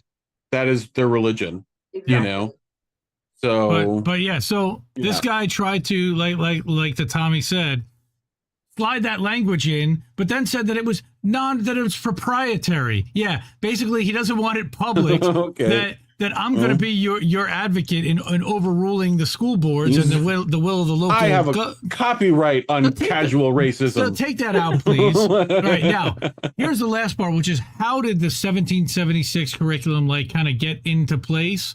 All right, was that it was released in 21. It was inspired by a commission initiated by Trump to promote the patriotic education in response to the New York Times 1619 project, right? It insists that the curriculum is accurate, unbiased, and seeks to tell the entire grand narrative of the American story. I can't even tell that with a straight face, right? But according to Princeton University professor, the 1776 curriculum fundamentally distorts American history into a crusade of righteous conservative patriots against heretical big government liberals. Right. And it accurately depicts the founding fathers who owned slaves as closet abolitionists. Oh my God. Right? Yeah. Meanwhile, I mean, imagine painting Jefferson's story as an abolitionist, right? Yeah. Like the guy who raped more slaves than anyone in American history. A room. And he's somehow an abolition. No, he really wanted to free her, though. Right, and progressivism. Progressivism is fundamentally anti-American and a rejection of the principles of the Declaration of Independence. Okay. I say this as somebody who loves watching it for fun, but I feel like this is Alexander Hamilton-esque musical revisionist bullshit. Like where you know how it's like black men rapping about, being a founding father or like, you know what I mean? But it's like, this is not reality. Reality was these were very fundamentally sick people. Though George Washington and his wife stalked one of her ex-slaves to the grave practically because they were just so pissed at the idea that she did not like being their slave. These people were so sick.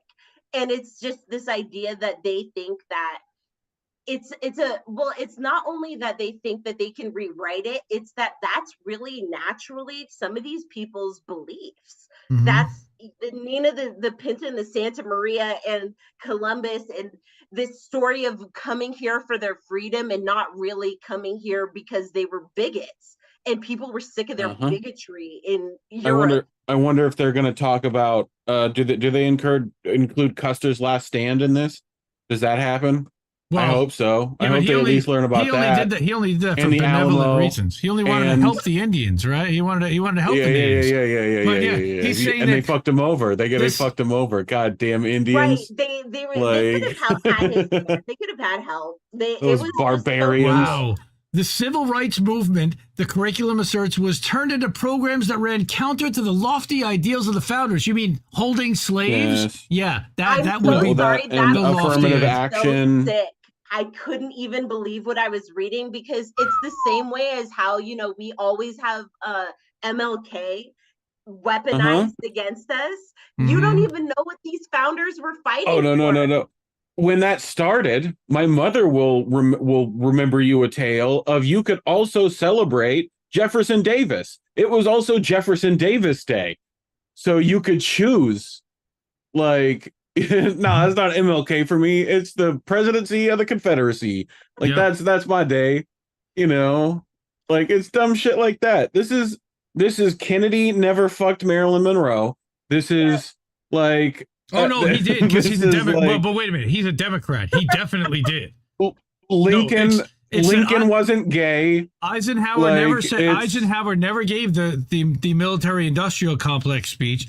Nixon was a saint who never did anything wrong. Ford was a clown, but he happened to take over. FDR was a cripple and a loser. But of course, Ronald Reagan is the best president in the history of the world to these people. He had a monkey. He had a monkey. but here, so far about a dozen school districts, just to wrap this up, a dozen school districts from several different states have formally inquired about this 1776 curriculum, Hillsdale claims.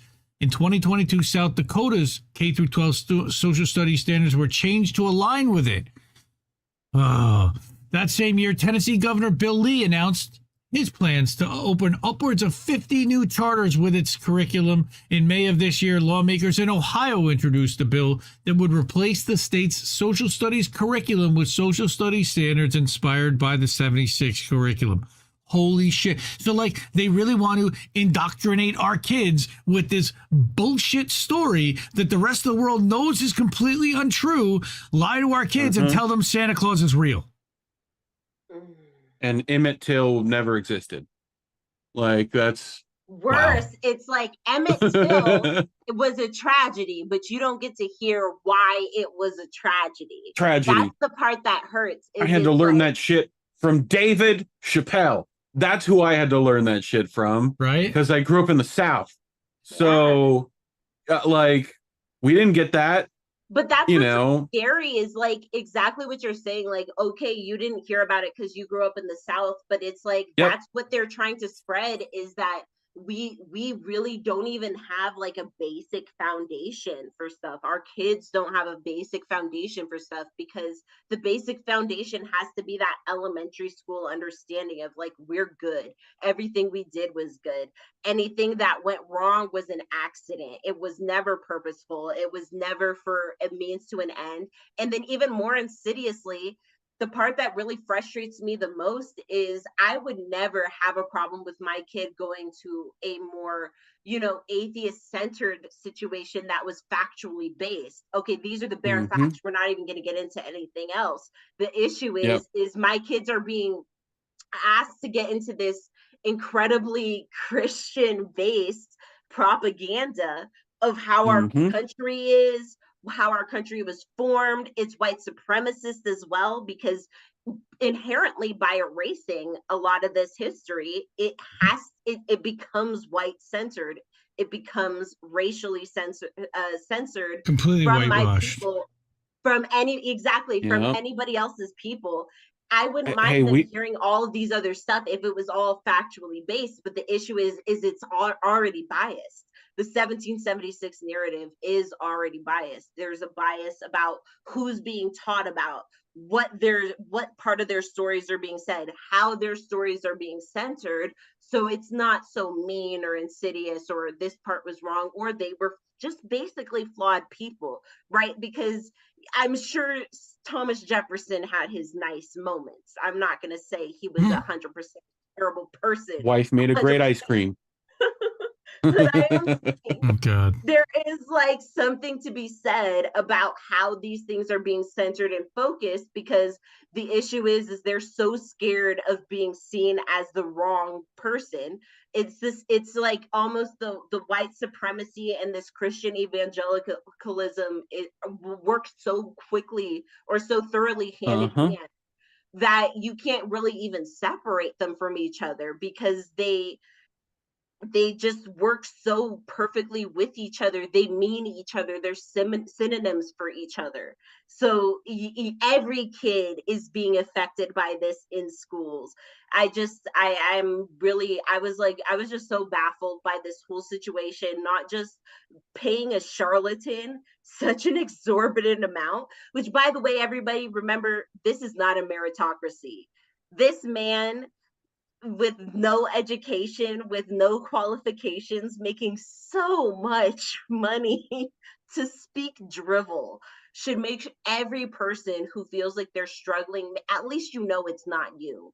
It's this situation and it's working by design. It's this system and it's working by design. It's so sick to me that he feels qualified and he's like offended that anybody's even questioning him, that to the point where he's exaggerating his skill. He's like, I was a sub for X amount of years. I worked at the same college I went to for X amount of how years. dare you?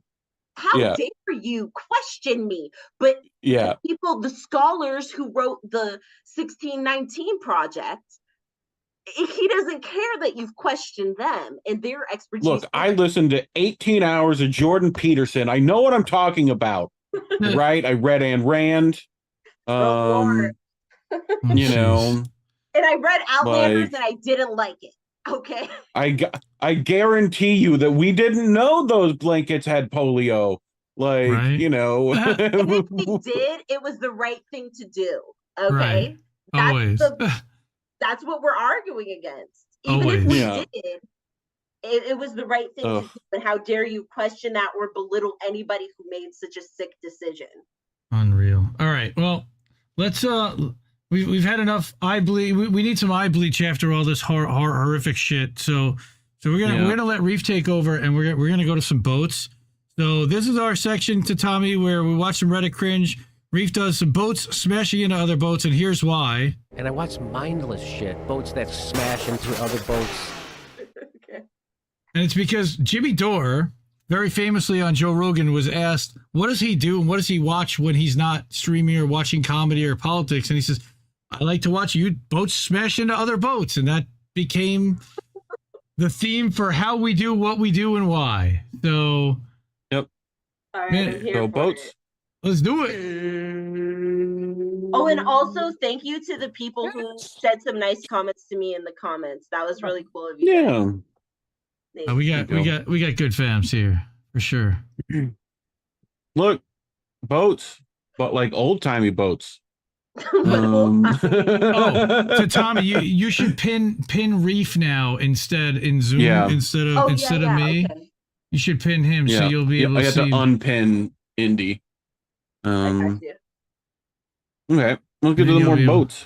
That is an old timey boat. See stuff. Nope, don't play yet. People aren't ready yet. This is the Governor's Cup, but this happened. Whoa! Wow, he did a full backflip, and he's okay. He's okay.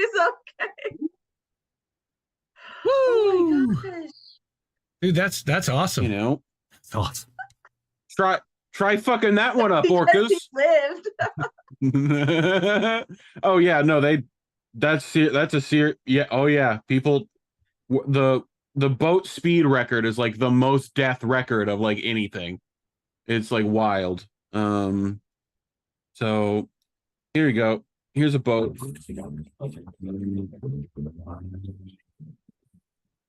That's a boat.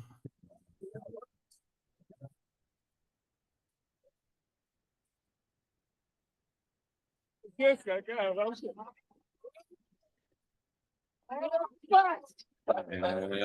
is Brazil. That's water in the boat. And the front fell off. That's water in the boat. That's sorry, not are you good. in a specific subreddit? What are we? He's in a bunch of subreddits. I've got a few. Oh yeah.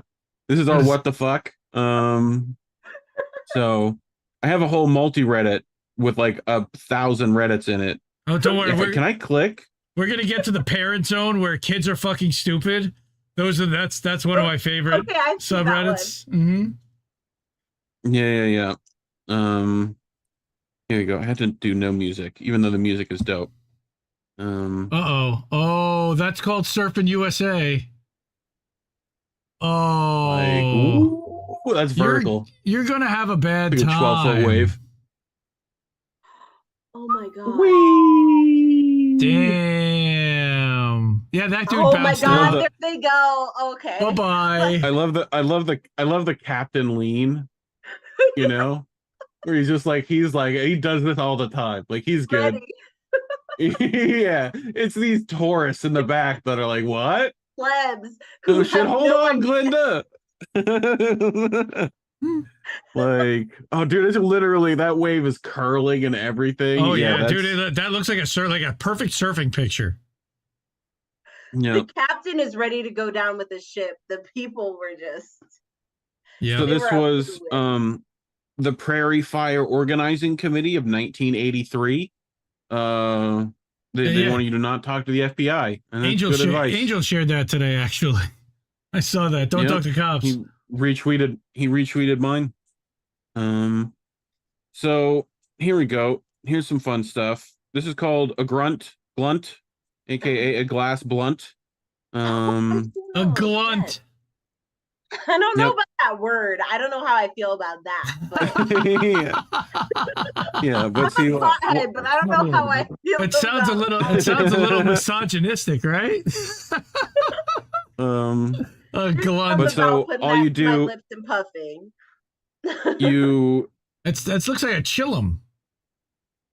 Yeah, but it's with that little screw inside, so you like. Okay, wait, no, that was a waste of tree. Did you guys? Yeah. Oh, him ashing that.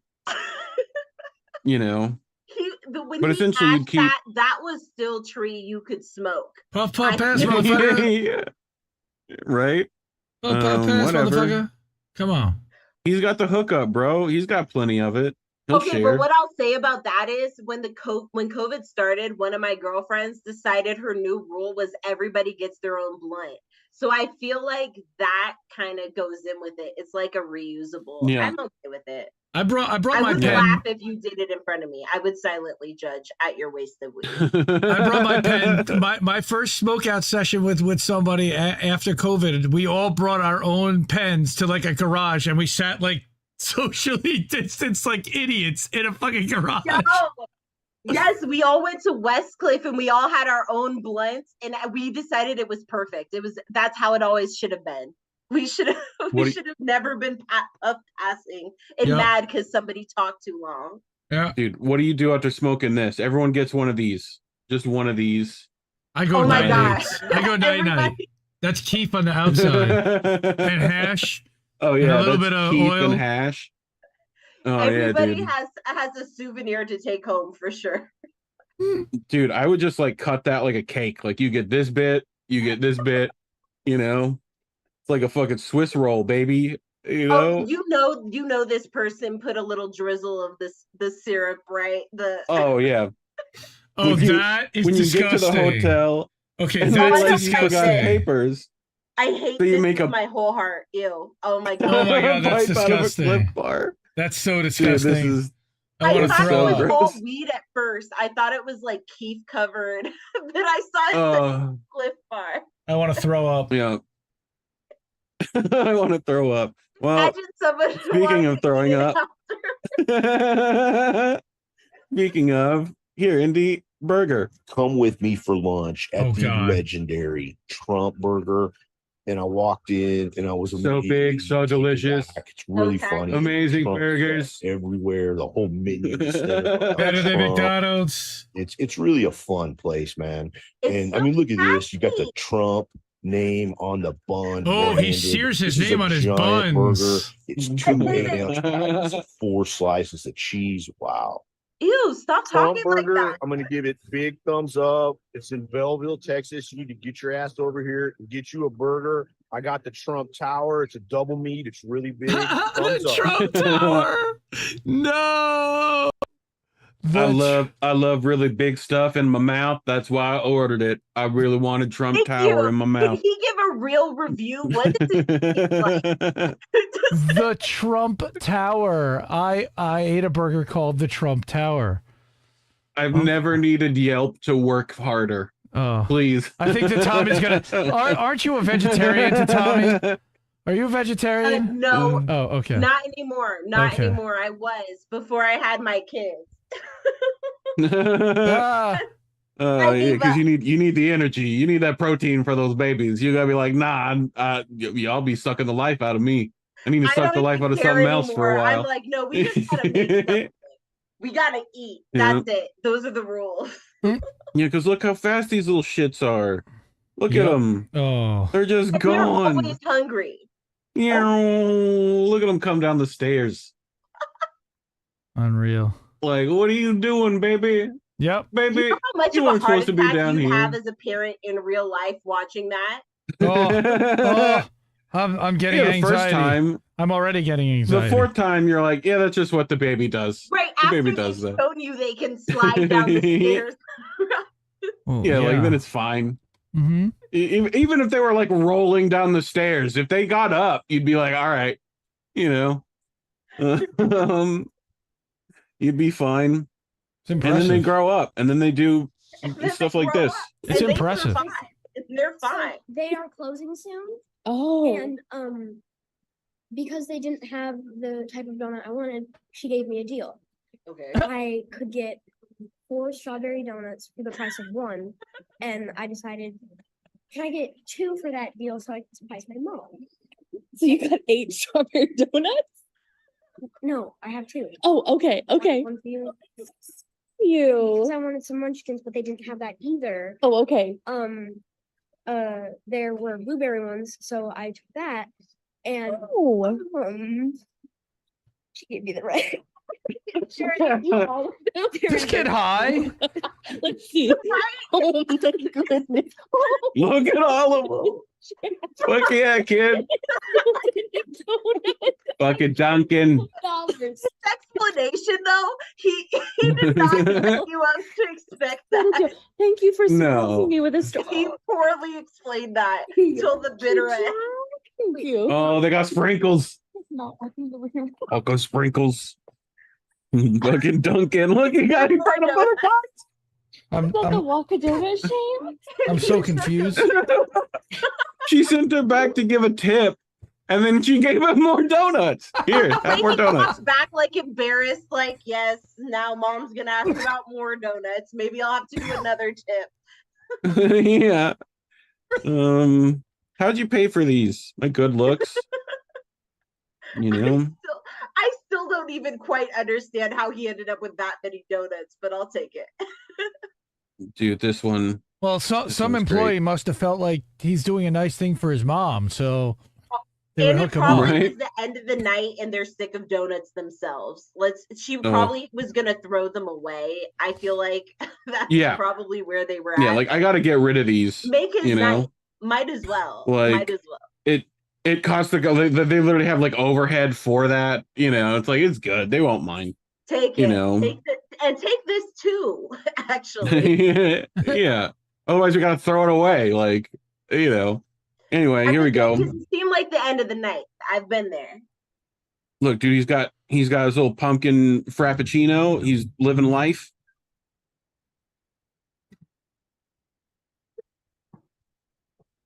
What the fuck, Dad?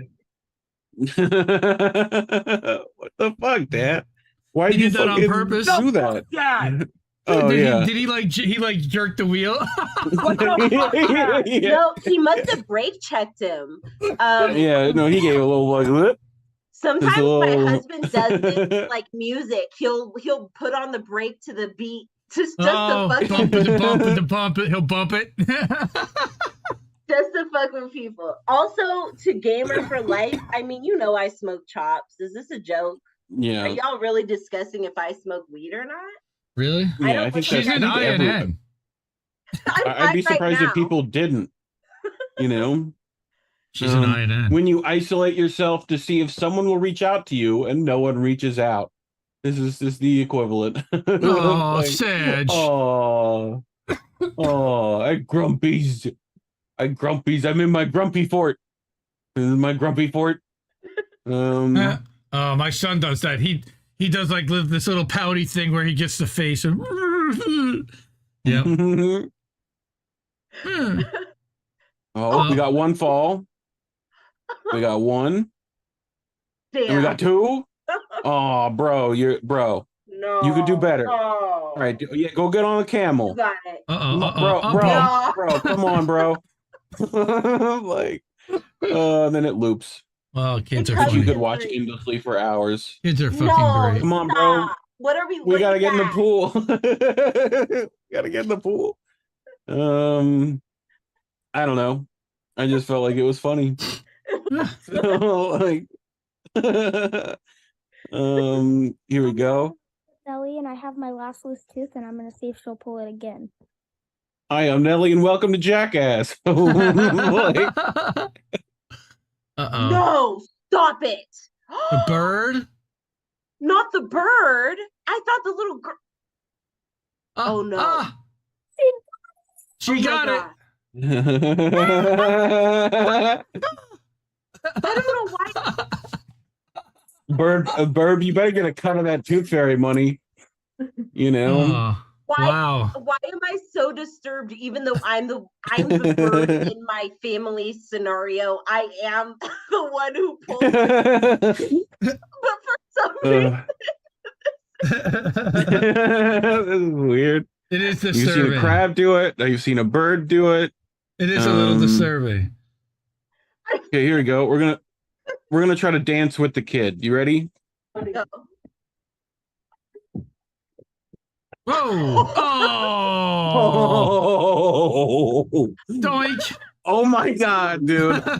Like that was straight up karate chop. That Bow! is real parent life. You're trying to get down with your kids, but you Yep. Yep. That's so fucked that's up. real. That's as real as it's ever gonna be. That is, the struggle is real. Parent struggle is 100% real. Ooh. I'm You with going deep? Oh no, Kitty and Everyone turn the Bonans. sound up for this. Kitty and Bonans. Oh god.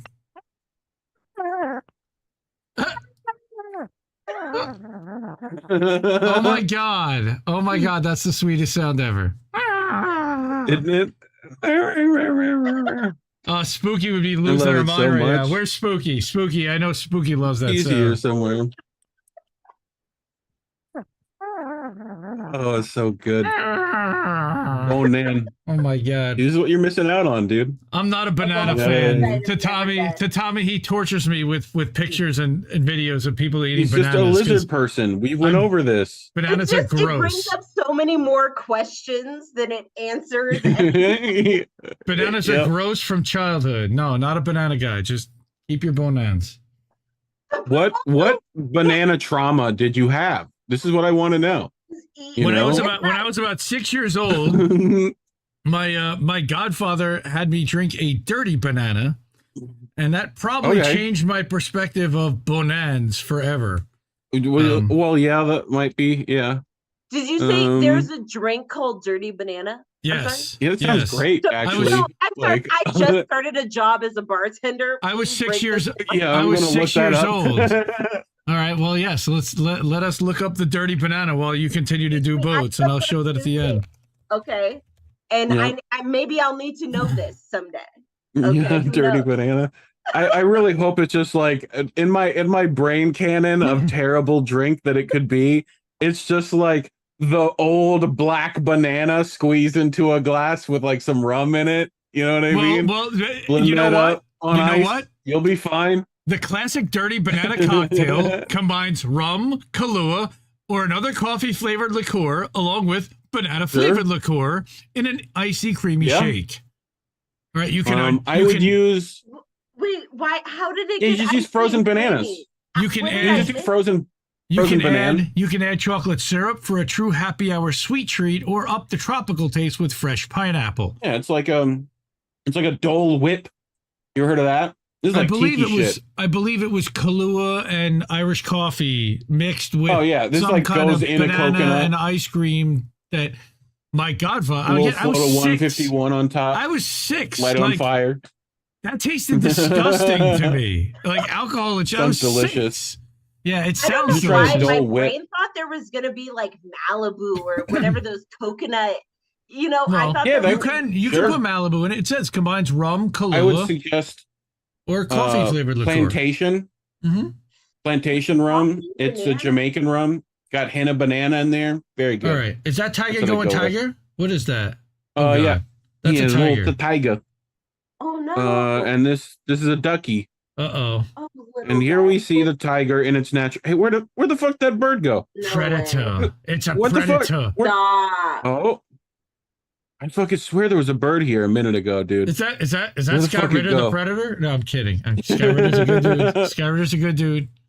Oh I'm my making god! I'm You know, making an internal sometimes joke. things go in your head and you don't have to say them. An inside know? joke, yes.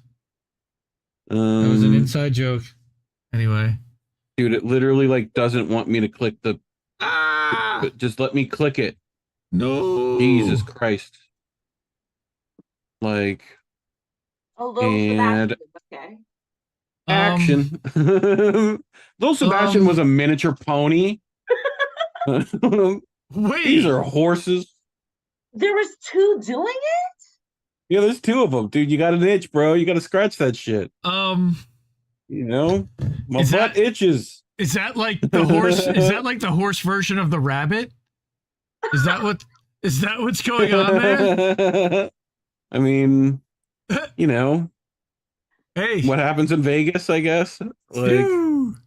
you know, speaking Yes. of horses, Shout out to Tara Reade, our Tara. sister out there Yeah. in Moscow. Can you hold the fucking light straight? No. I love it. Like- I love how he drops the flashlight afterwards. Like, Can you fuck you. hold the fucking light straight?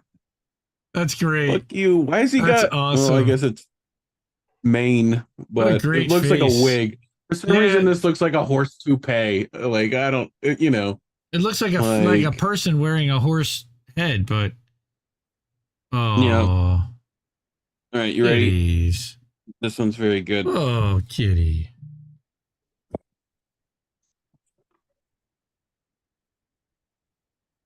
Uh-oh. No sound. Goodbye. Oh, we had no Goodbye, sound. kitty. No I had no sound.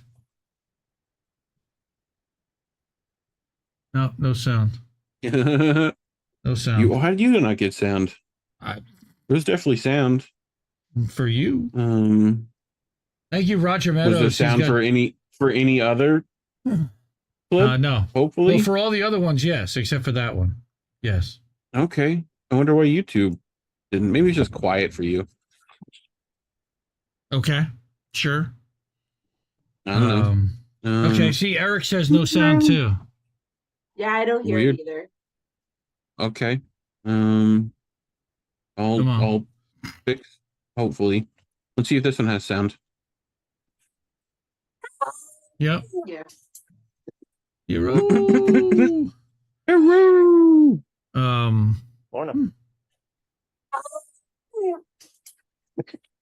That's so cute. Maybe it's just YouTube. I don't know. That's weird. Look at this kitty. At this. What is this lion doing? Oh. Oh. Oh. Don't kick him out of bed, Cora. Wakanda and the Lion King. Disney's doing it again. Like, Snuggle buddy. you know? You look so I don't know, y'all. cozy. Ever since I stopped watching true crime, I started getting a lot of videos about people's last encounters with lions in the zoo and stuff. Oh my God. We'll not talk about Carol Baskins, but you know. I mean, between and the Tiger King, all of them. I'm just like, I'm good. We're not going to the zoo. We don't gotta go on a No. safari. I don't need to No. take a video of you with your panther friends from close range. Have you seen the ones like in the Middle Eastern ones where they just have like leopards like in their living room, you know? Just like these like Saudi Arabian guys who like that's their big flex is like getting some big cat, and it's the most terrified. They're just like in like this super rich, super clean. It's like Kim Kardashian super designed. white, nice house, Right. With like an Yeah. awful lot. Like, And then they just have they throw some little person to a lion that's chained up in the corner. You're like, what? You're like, what is going on? there's so many violations going on. So many, you know, and they put it up on TikTok and they're like, yeah, this is fine. And other people are like, I can't wait till I'm a billionaire. And go can viral. afford a pet that can murder me. Anyway, That's I mean, you rich could just people get problems. a monkey with an onion. Oh my gosh.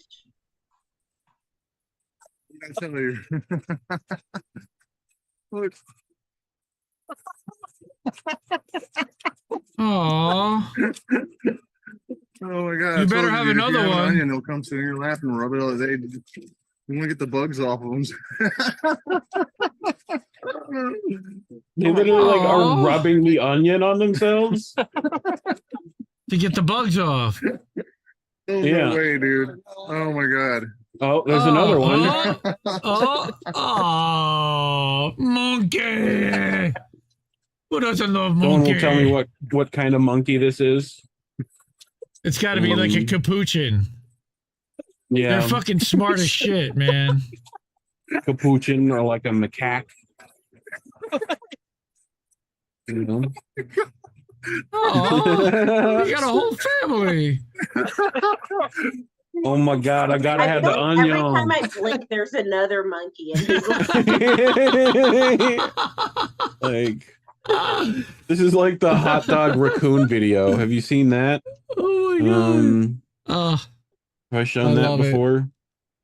It's the same Is it one gonna let Aladdin me- has as a sidekick, right? Cookies. That's right. It's a pervy monkey. It's a pervy monkey. What? Dr. No, Nick. that's the thing. That's the thing. I was actually just thinking when I saw the little monkeys, how I saw this article about how in the 50s they used to offer monkeys just like in the magazines for little boys, like Mad Magazine. But it turns out the monkeys would like masturbate constantly. They were like throwing They feces. prostitute were just not themselves. Yeah, conducive they're as pets. Cookies, come on. And now he has monkey AIDS. That's just wrong. Come on, bro. That's just wrong. And I got a This bucket is of Jesse grease. I'm gonna Jett throw that in a year. because I can't get out. Oh my You god, wanted to do the hot the man dogs. with the hot dogs and So- the raccoons. I love this man with all my heart. I love watching. Here. Come on. Come on. Oh watch my your toes. god. Oh my god. I can't even get out the door. Back up. You little trash pandas. All right, cameraman. Shift. Cut. Donde está? Jump cut. Donde? Oh. This definitely will be Jesse's Snow house in a out right year. now. Look how And the chubby they temperature's all low. are. He has them Oh so my well god, they're fed. little Grapes are gone, chonkers. the whole bucket, Yeah. just 2 seconds. The whole All thing. the guys, grapes are come on. gone. Let's Oh my god. go. You ready? Night I'm gonna sit in 3. the snow-covered bed. This was just Look night how 3. many hot dogs. Oh my god. God. Yes. Yes. Yes. Yes. It's like the Matrix. I'm He's just trying to wall-to-wall fight him raccoons. off. You ready? Look at the little one on go. his shoulder. That's just like holding the Oh my Louis. Nom nom nom nom. Grace. I love these little boys You so know, much. 30 raccoons at least. I don't know where they all come from. I don't know where they all Oh, come they from. came Huh? from the I Raccoon can't Council, imagine. bro. Yeah, they all love me. Yes, I bet they do. Yeah, because you give them hot dog. They love hot Yep, dog. I got Buddy hanging off me. You get a hot dog. You get a hot dog. Yeah, Here you Oprah. go. Ready? Here you go. We all get hot dogs. Yay. Like it. Oh my god. Anyway, I love this dude so Things very sitting much. Down. I got He's- 8 pounds of hot dogs here in this bucket. So 8 pounds of hot dogs that are like half gone. some old people get Okay. very happy and some old people get very cranky. He's one of the happy ones. That's all I can say. Mobbed by raccoons is the name of that video. That's great. Oh my Here we God. go. That is a kitty on top of like a stadium. Oh my god. Like, Oh my bro, you're not God. supposed to be up there, dog. Yeah, but he's gonna land on his feet anyway. You know that. Whoa, oh, oh, Oh my gosh. One hand. Whoa. There they got him. Dun, They dun, caught him dun, with the dun, American dun, fucking dun, flag. dun, dun, dun, dun, dun. That was Mission Impossible, bro. Like- America. That's America. Fuck yeah. Literally caught that cat with a. The I'm cat not probably gonna would have been lie, one of my fine. pet peeves is when people chant USA, but It's I the feel like worst. that might have been inappropriate. That should have warranted that. Yeah. Although that cat probably does that all the time. Like when no one's there, the cat's just like, I'm just gonna drop down. You know, I do this fucking this is normal shit. You are hearing this, Like- right? It's an American tradition. Yeah. Okay. 'Cause it's What? an Your American soundboard? It's an American tradition. Oh no, No? I didn't hear that. Why not? You What don't have the that piped to us somehow. I don't know. Ah. But anyway, here you go. Ooh. Whee! Oh. Those are the good poppers. Oh my Like- goodness. Oh no. Tasty treat. A little delicious little person. Oh, here we go. More poppers. Don't do it. No. Everyone's asleep. Shh.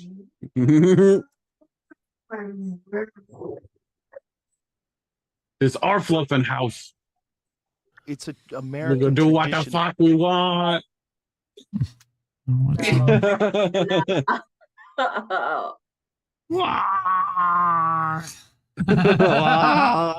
The face.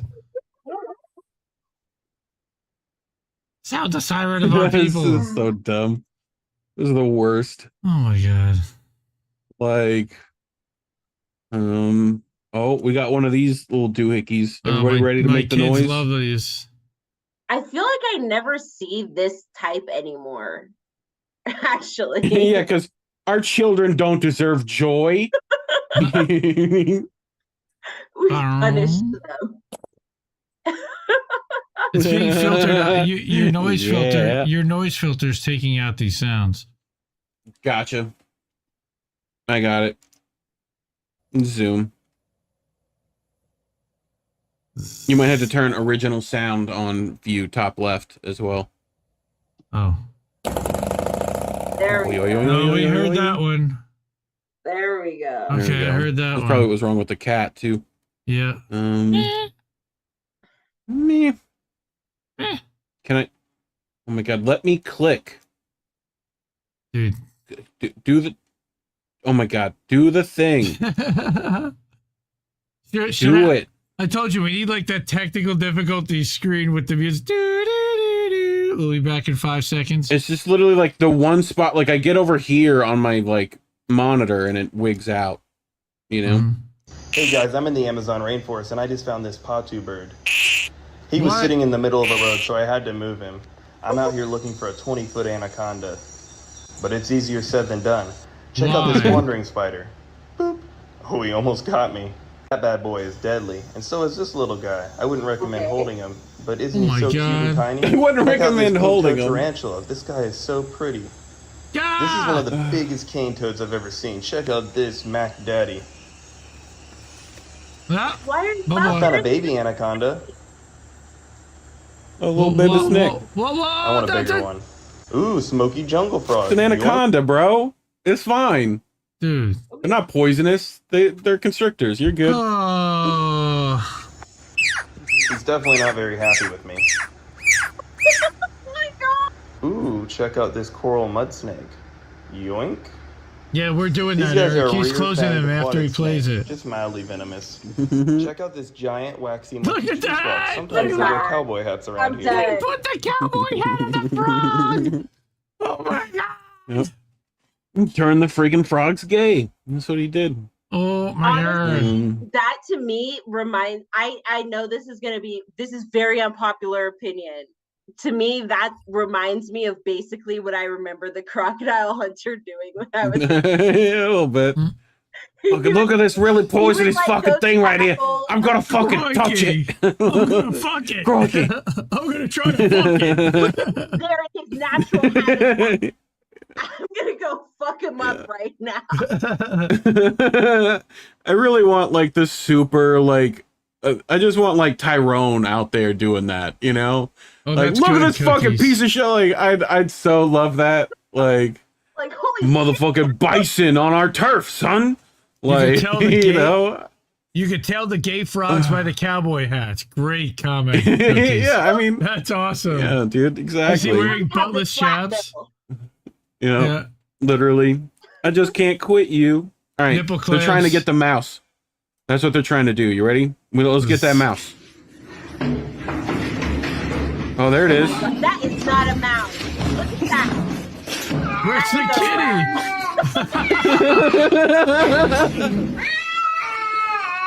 Let's fucking out of here. I'm scared. He scared me. Like, bro, isn't that your job? Like, isn't that like what you do? Well, he would if there weren't some dude whacking a broom at him. This is like This is like a horror movie scene, like for this cat. To be fair, if you've ever been trapped in a room with a mouse, you were trying to get out of it. You're trying to get the fuck out of there too. It's stressful. It is, no matter how small the mouse is. That's funny. There we go. Poor cat. Puppers. Puppers with the bat. Come on.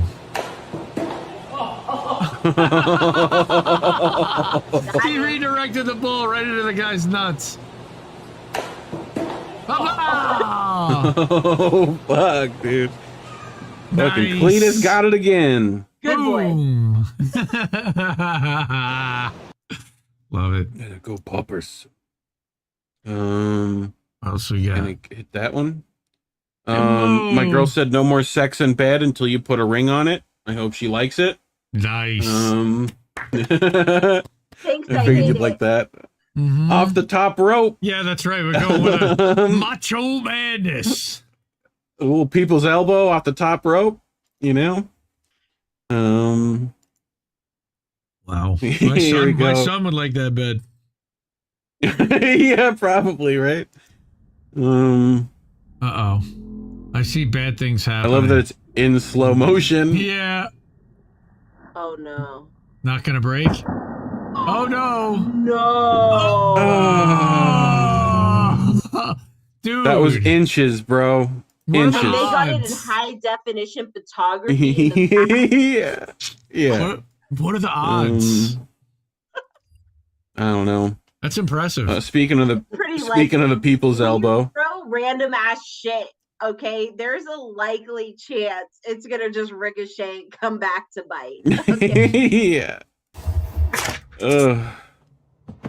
So this guy already put human hands on a Lego. I hate it. So and then they told him you need to put a face on. So he decided it's gonna be The Rock. It's got to be The Rock. Yeah. Naturally. Oh Fuck my you, God. Rock. Give me the belt. Yeah. Okay, that's kind of funny. Isn't it though? His neck, like the back. Yeah. It's so Yeah, but fucked up. that's a mold. Like- That's what his neck really like. That ridge in the back of his neck 3D is printed. for real. Yeah. That's yeah, for that's real. like motherfucker worked his traps that day.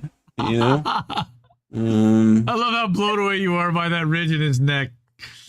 But it matches so expertly with the like block proportions. Yeah.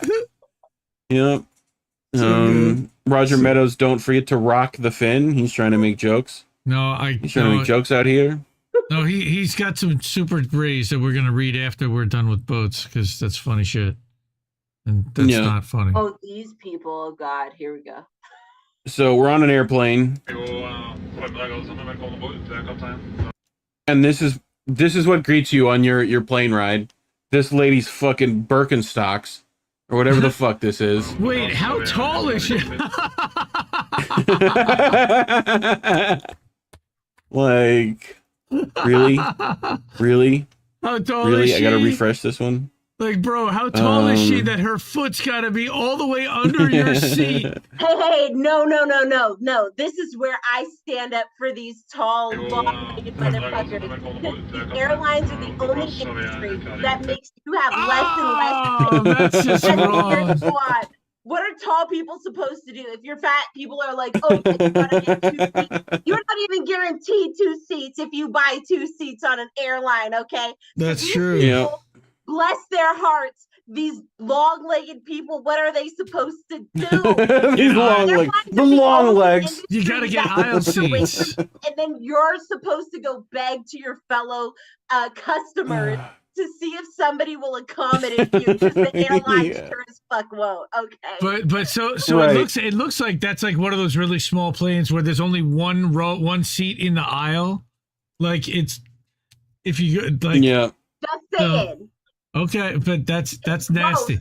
All right, It's that's still gross nasty. for toes, but Yeah. Okay, at least you That's my fight. concede that. You know, here we go. These people might go flying. We'll see. Uh-oh.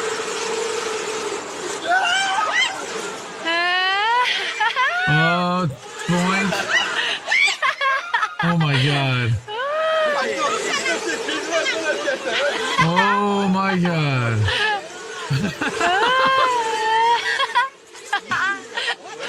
Uh-oh. Uh-oh. No, that's going fast. That's going fast.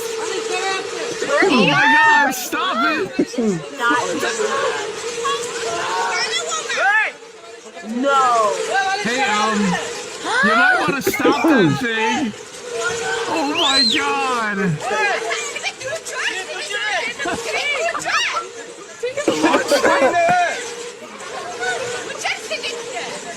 We're gonna jackass. Oh, this is definitely not in this country.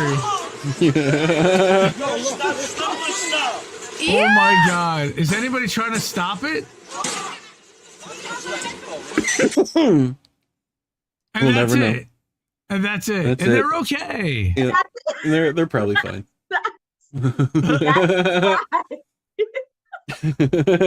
Coming to a county fair near you.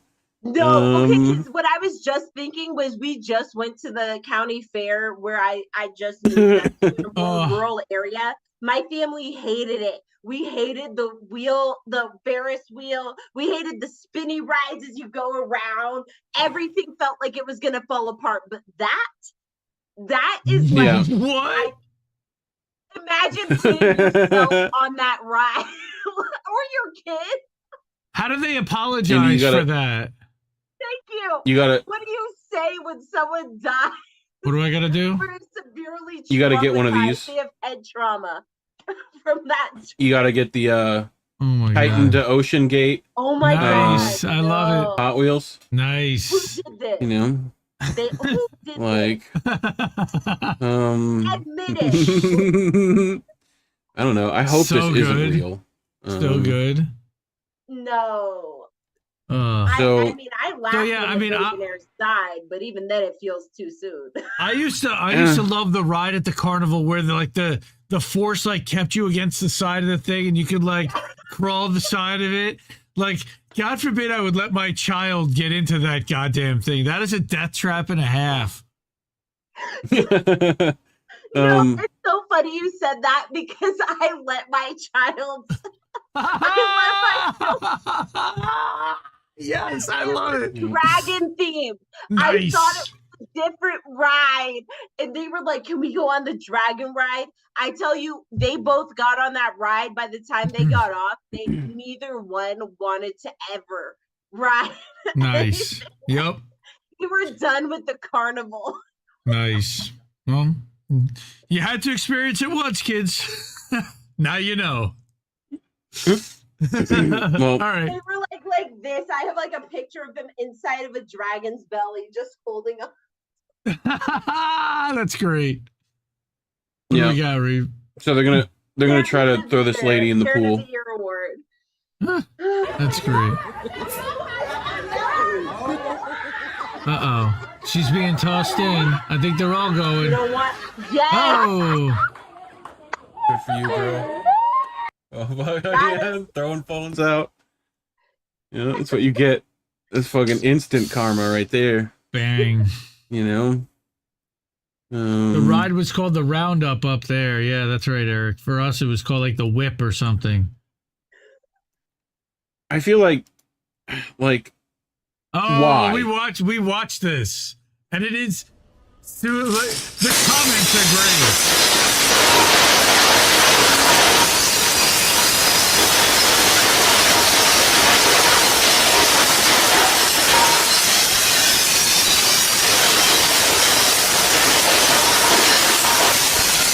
Okay, redlining.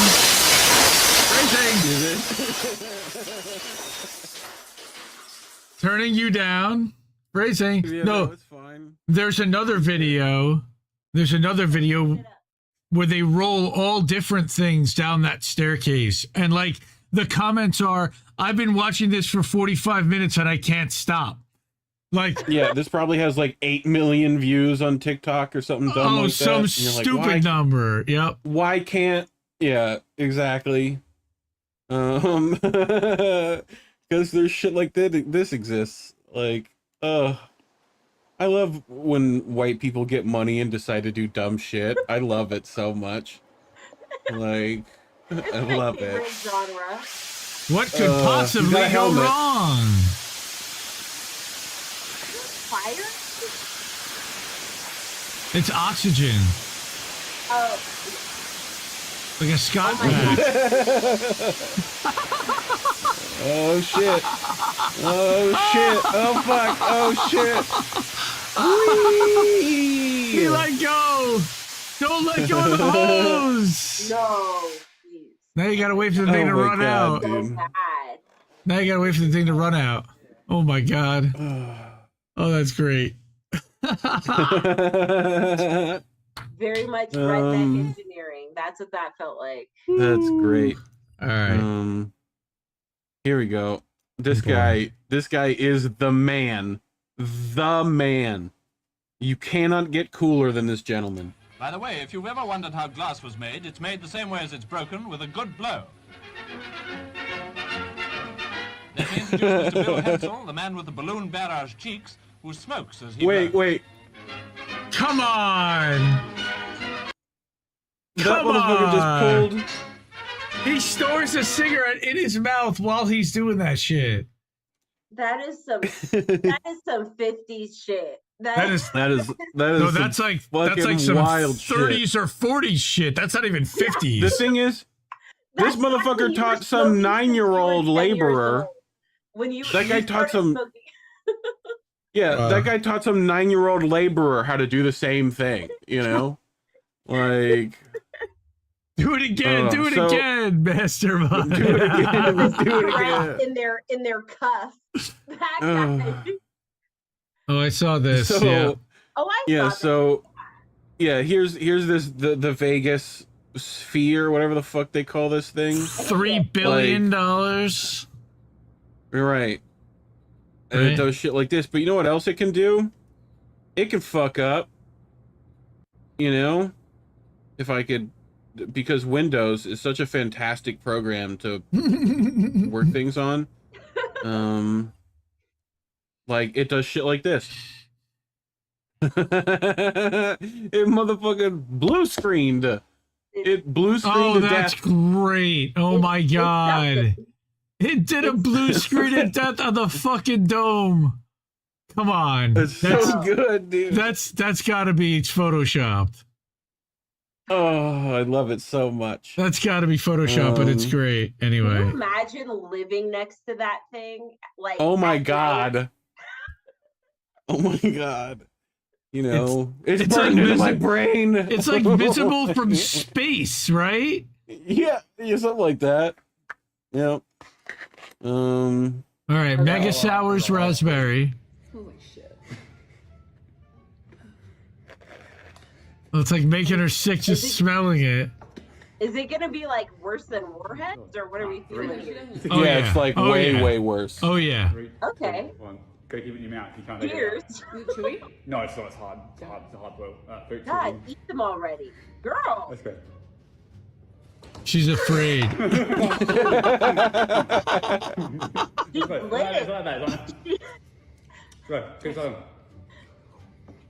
You know what she reminds me of? When people would say a celebrity was in the Illuminati because their eyes switch. That's what she looks like right there. That right there. That looks like somebody would be like in the Illuminati. Like, oh fuck, Anunnaki. That's what I'm trying to say. So fucked up. Dude, the faces that lady made were just the funniest shit I've ever seen. Wow. Like that one's pretty good. That's perfect. That's the one. So good.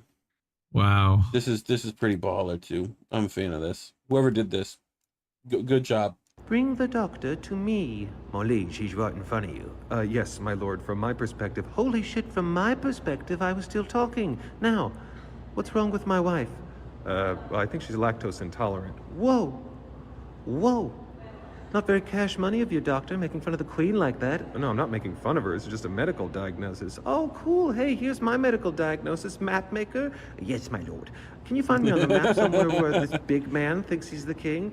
Yes, looking, my lord. I'm not seeing big man kingdom. No, you're not going to find big... No, give him a minute. Keep looking. No, I'm still not seeing big man kingdom. Hey, everybody, what do you think? I think his belt is too long. All right, that feels like he had that pent up. Yeah, who did your hair? My idiot husband? You said I looked nice. You said I looked nice. I love it so much. Oh my god. Got the little monk thing going on. Oh, with the ring.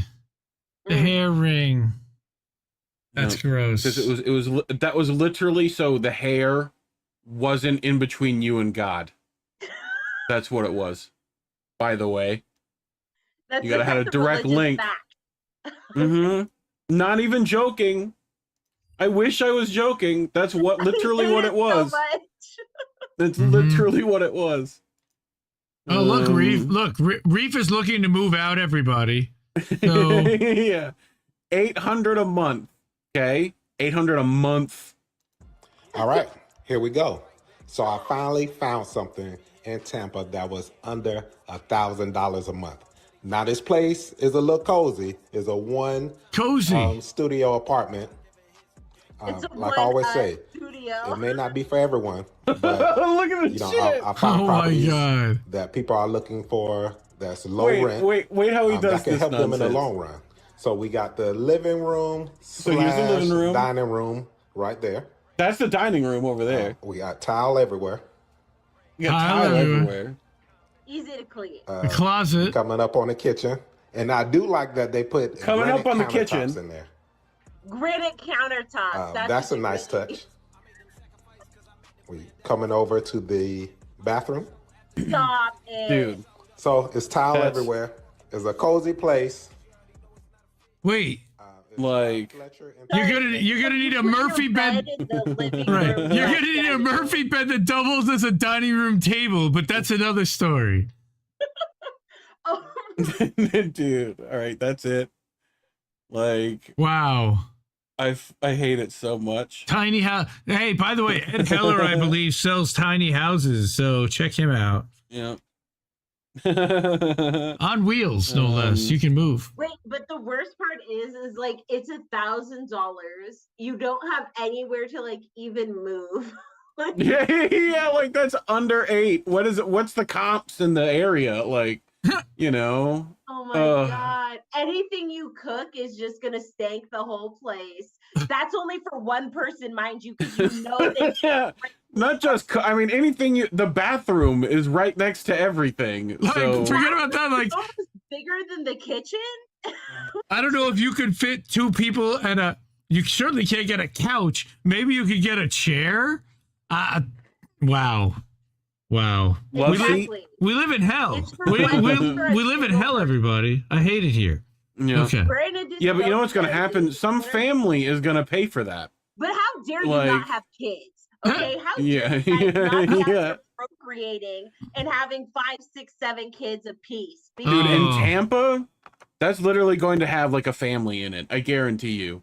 Someone's going to be roughing it that hard. Because it's like less than $1,000. Jeez. Anyway, we're in prison. Not a Texas prison, I hope. Who fucking with him? Who fucking with him? That's Hersky. How you coming, sorority? Who did it the best? Oh, okay. Who did it? Clean little tuck handspring. Who did it? Why? Oh, fuck, dude. I knew something was coming. 8 weeks in the hole for that embarrassing display. Somebody should have said something. Oh yeah, when he literally was like, there's like literally an entire cell block of dudes that definitely knew that was happening. Like dude with the little mirror out his cell door definitely saw that shit. You know? Y'all out here practicing together, but nobody's gonna like spot somebody. Yeah. Right? Nah. Dude, I want to see them on the parallel rings, man. Nah, They're no gonna be more great. no spotters in prison, man. It's every man for Yeah, himself. Spooky's in the track so hard off cement floors. Yeah, you're supposed to have like a tramp run. Yep. You know, like mats or a spring floor. Yep. Is this All right. is this CrossFit? We got a few more. Is this what here. CrossFit is? Yep. Wow. Oh, this is dumb fit. Dumb fit. Oh.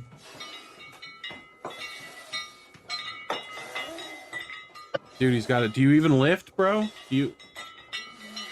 I love that he's making wind chimes. Come on, lightweight. Lightweight, son. Oh, come on. Get that shit. What? That's what I'm talking about, dog. I'm John Knoxville. That's We're gonna probably jackass. That's probably only like 80 pounds, but you know, like, is that a stereo you've tied to the and a lantern? Dude, I didn't even notice some of that shit. Wait a minute. Like, There's two 45-pound weights under his nuts, bro. yeah, that's like standard pull-up. That's like standard pull-up procedure. Yeah, but if to those add weight, things, if those you know? things end up separating and clapping, he's gonna Yeah. have a bad He's got- time. He's got a squat bar, so he doesn't have to hold the bar. Wow. He's like deadlifting 2 25-pound plates, as well as like, I think he's got that in the chain. Well, that's one As way to well get as your these workout in 45-pound quick. plates. That's one way to get your workout Yeah. in quickly. Ton of stability work. Like this is a thing. Like but you don't have to go that hard, bro. You don't have to do it like that. Jesus. But anyway, well, which one's this one? Oh yeah, you ready to? You know how we end things here. Yeah, we do. With bangs. And it was 4th of July, so we have quite a few of these to get through. So And everybody kept their hands, we think. Uh-oh. He's launching a flaming soccer ball at the goal. yeah, fuck yeah, dude. Nice. Netherlands be doing that Tahtahme, shit. Look at her face. It's great. Like, what the fuck? Did it freeze? Yeah. Oh, that's awesome. Holy shit, Oh, that's but wait. brilliant. Well, wait, this guy almost died. All right, come on.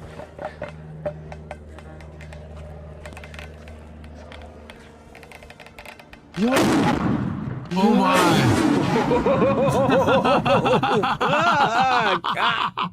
I literally exploded in his hands.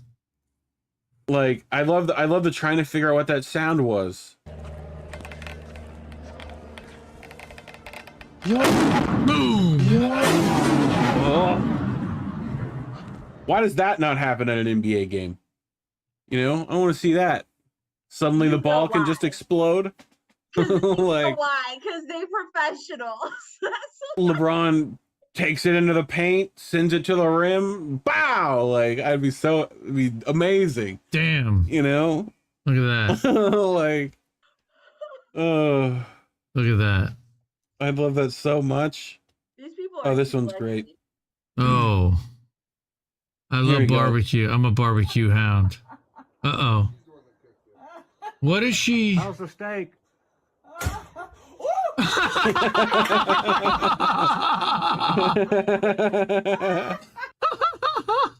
That's so funny. How's the steak?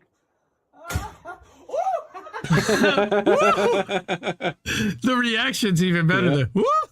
Yeah, I like her reaction. She knew she was being foolish.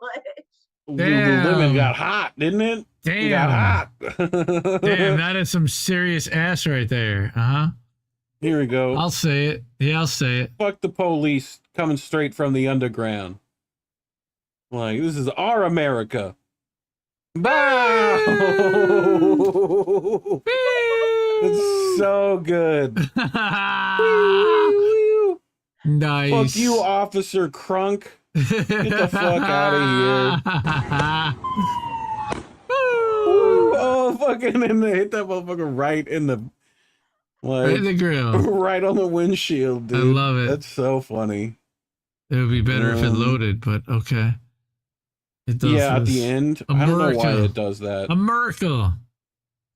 One day Reddit is gonna figure itself out. Here we go. Last one, touching the dryer, gets a case of beer.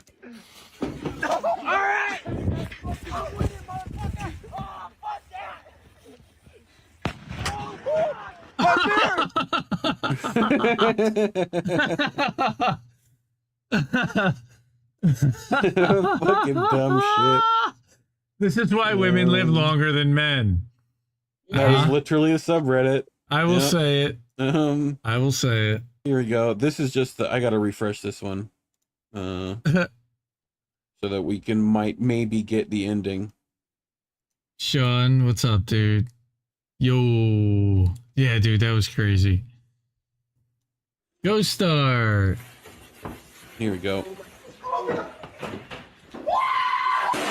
Oh my god. It's just that. But he's okay. I think.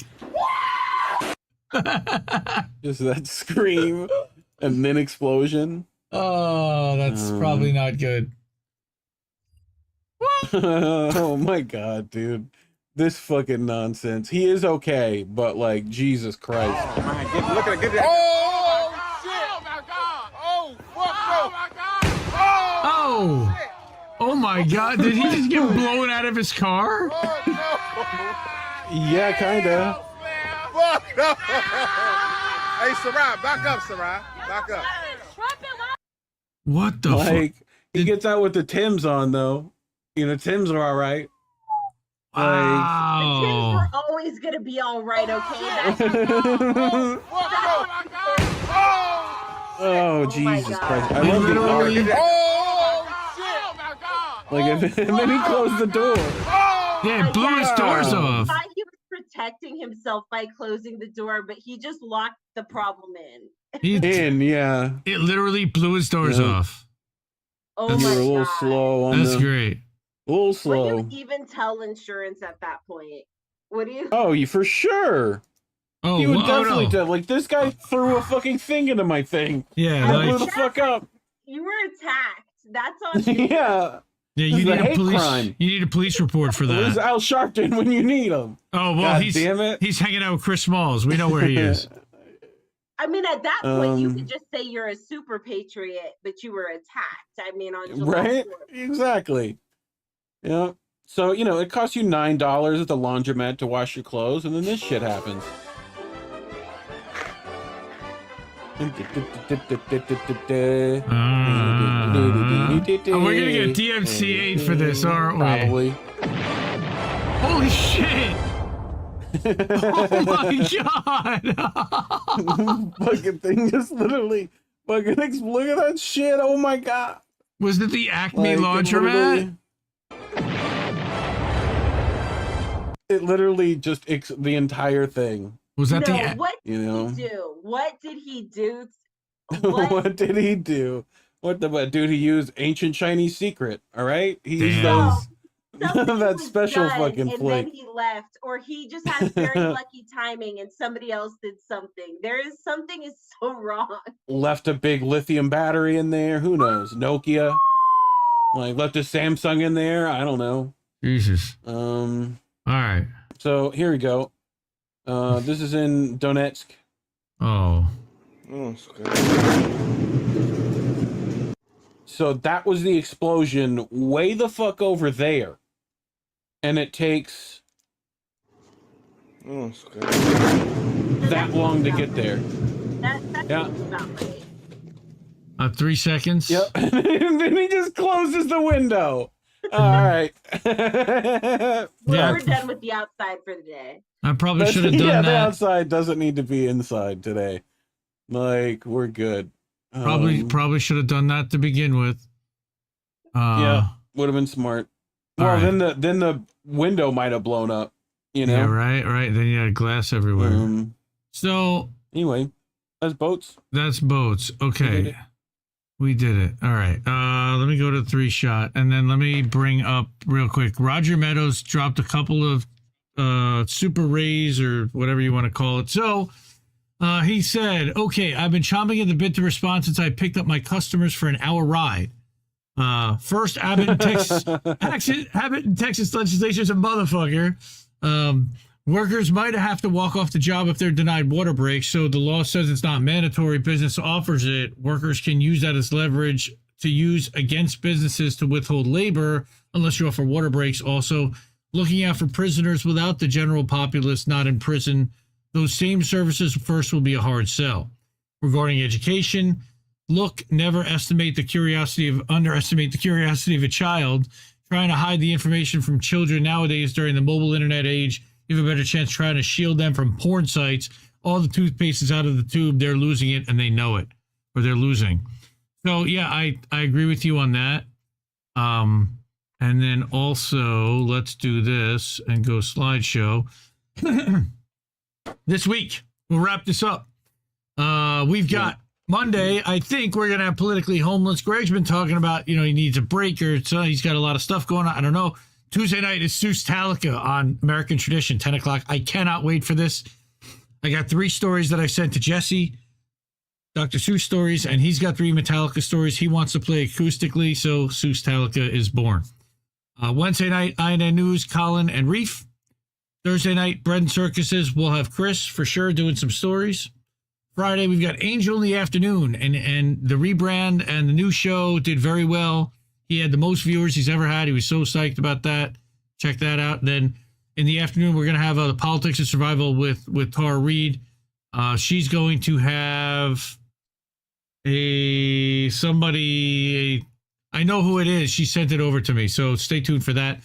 Friday night, boats smashing into other boats. So basically what you just saw, we're going to run as its own show on Friday night for like an hour. Saturday night's Bitch with Comrade Misty. You can go back and see this past Saturdays. And Sundays, we'll be back here next Sunday night for How Do We Miss That? And who knows who will be with us then. So, yeah, man, this ran long, I know. Thank you, everybody, for hanging with us. And it was such a blast to hang with Tahtahme. And thank you for sticking with us for, close to 4 hours between when we started the pre-call. I literally said we shouldn't keep her 4 hours, but I never expected it to be this. We haven't done this in a while, but this was a lot of fun, and we'll have to do this again. Tahtahme's going to be doing some more stuff for INN. She's going to be pre-recording some stuff, sending it over to me. I'll post-produce it and put it up to INN exclusive. We may have her do some other stuff on the network. She may join some other shows, maybe some INN news. Who knows? So stay tuned for that, and definitely check out Tahtahme's Diary. That channel on YouTube, and find her everywhere. She's on the INN members list, and you can find all her links and everything there. All right, Reef, you got anything else you wanted to cover, Tahtahme? No. People should go check out Tara's last stream. Otherwise, with Che Bose. We're gonna have clips coming out this week for that. Clips will come out this week for this. Podcast will be up probably tomorrow. Or Tuesday, because it's late. I probably gotta get the rest. We'll have Colin back, INN News Wednesday. Yep. So, cool, everybody. So I'm gonna say always to question everybody's motivations, and have a great night, everyone. Thank you. Keep listening with little birds have to tell you. Good night, fam. Good night. Bye. Have a great time. Indie News Network, collaborative family of independent content creators. Co-hosted normally by me, Indy. I'm founder and editor of Indie Left News and Indie Media Today. I got Reef Breland sitting next to me. At Kennedy News. Is Andrew Rivera on The Handsome Cynic? It's Politics of Survival. My name is Jesse Jett. It's American Tradition. What's up, Space Monkeys? Welcome to Political Fight Club. I'm Robert Durden. I mostly make art for INN. Big Man Crab Joe. Keep up those great videos. Hey guys, it's Yeti coming at you. Hello, my name is Misty from Blue Moon Red Wine. This is Chris Legion.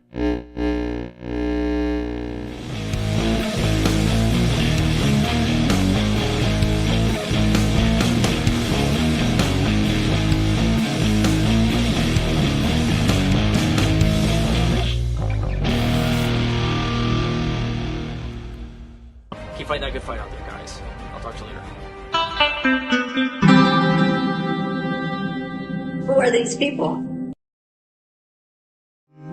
I think I liked it better being blind, when I couldn't read between the lines, and when I couldn't see the cracks in the structure that lay bare before me the whole time. I think I liked it better back when I suspended disbelief and swallowed pride. I thought I knew the difference in the red from the blue, but they both bleed us so dry. They both bleed us so dry. My favorite songs don't hit the same way. I get to the end of a 4-minute track and I'm only looking back thinking, what did they actually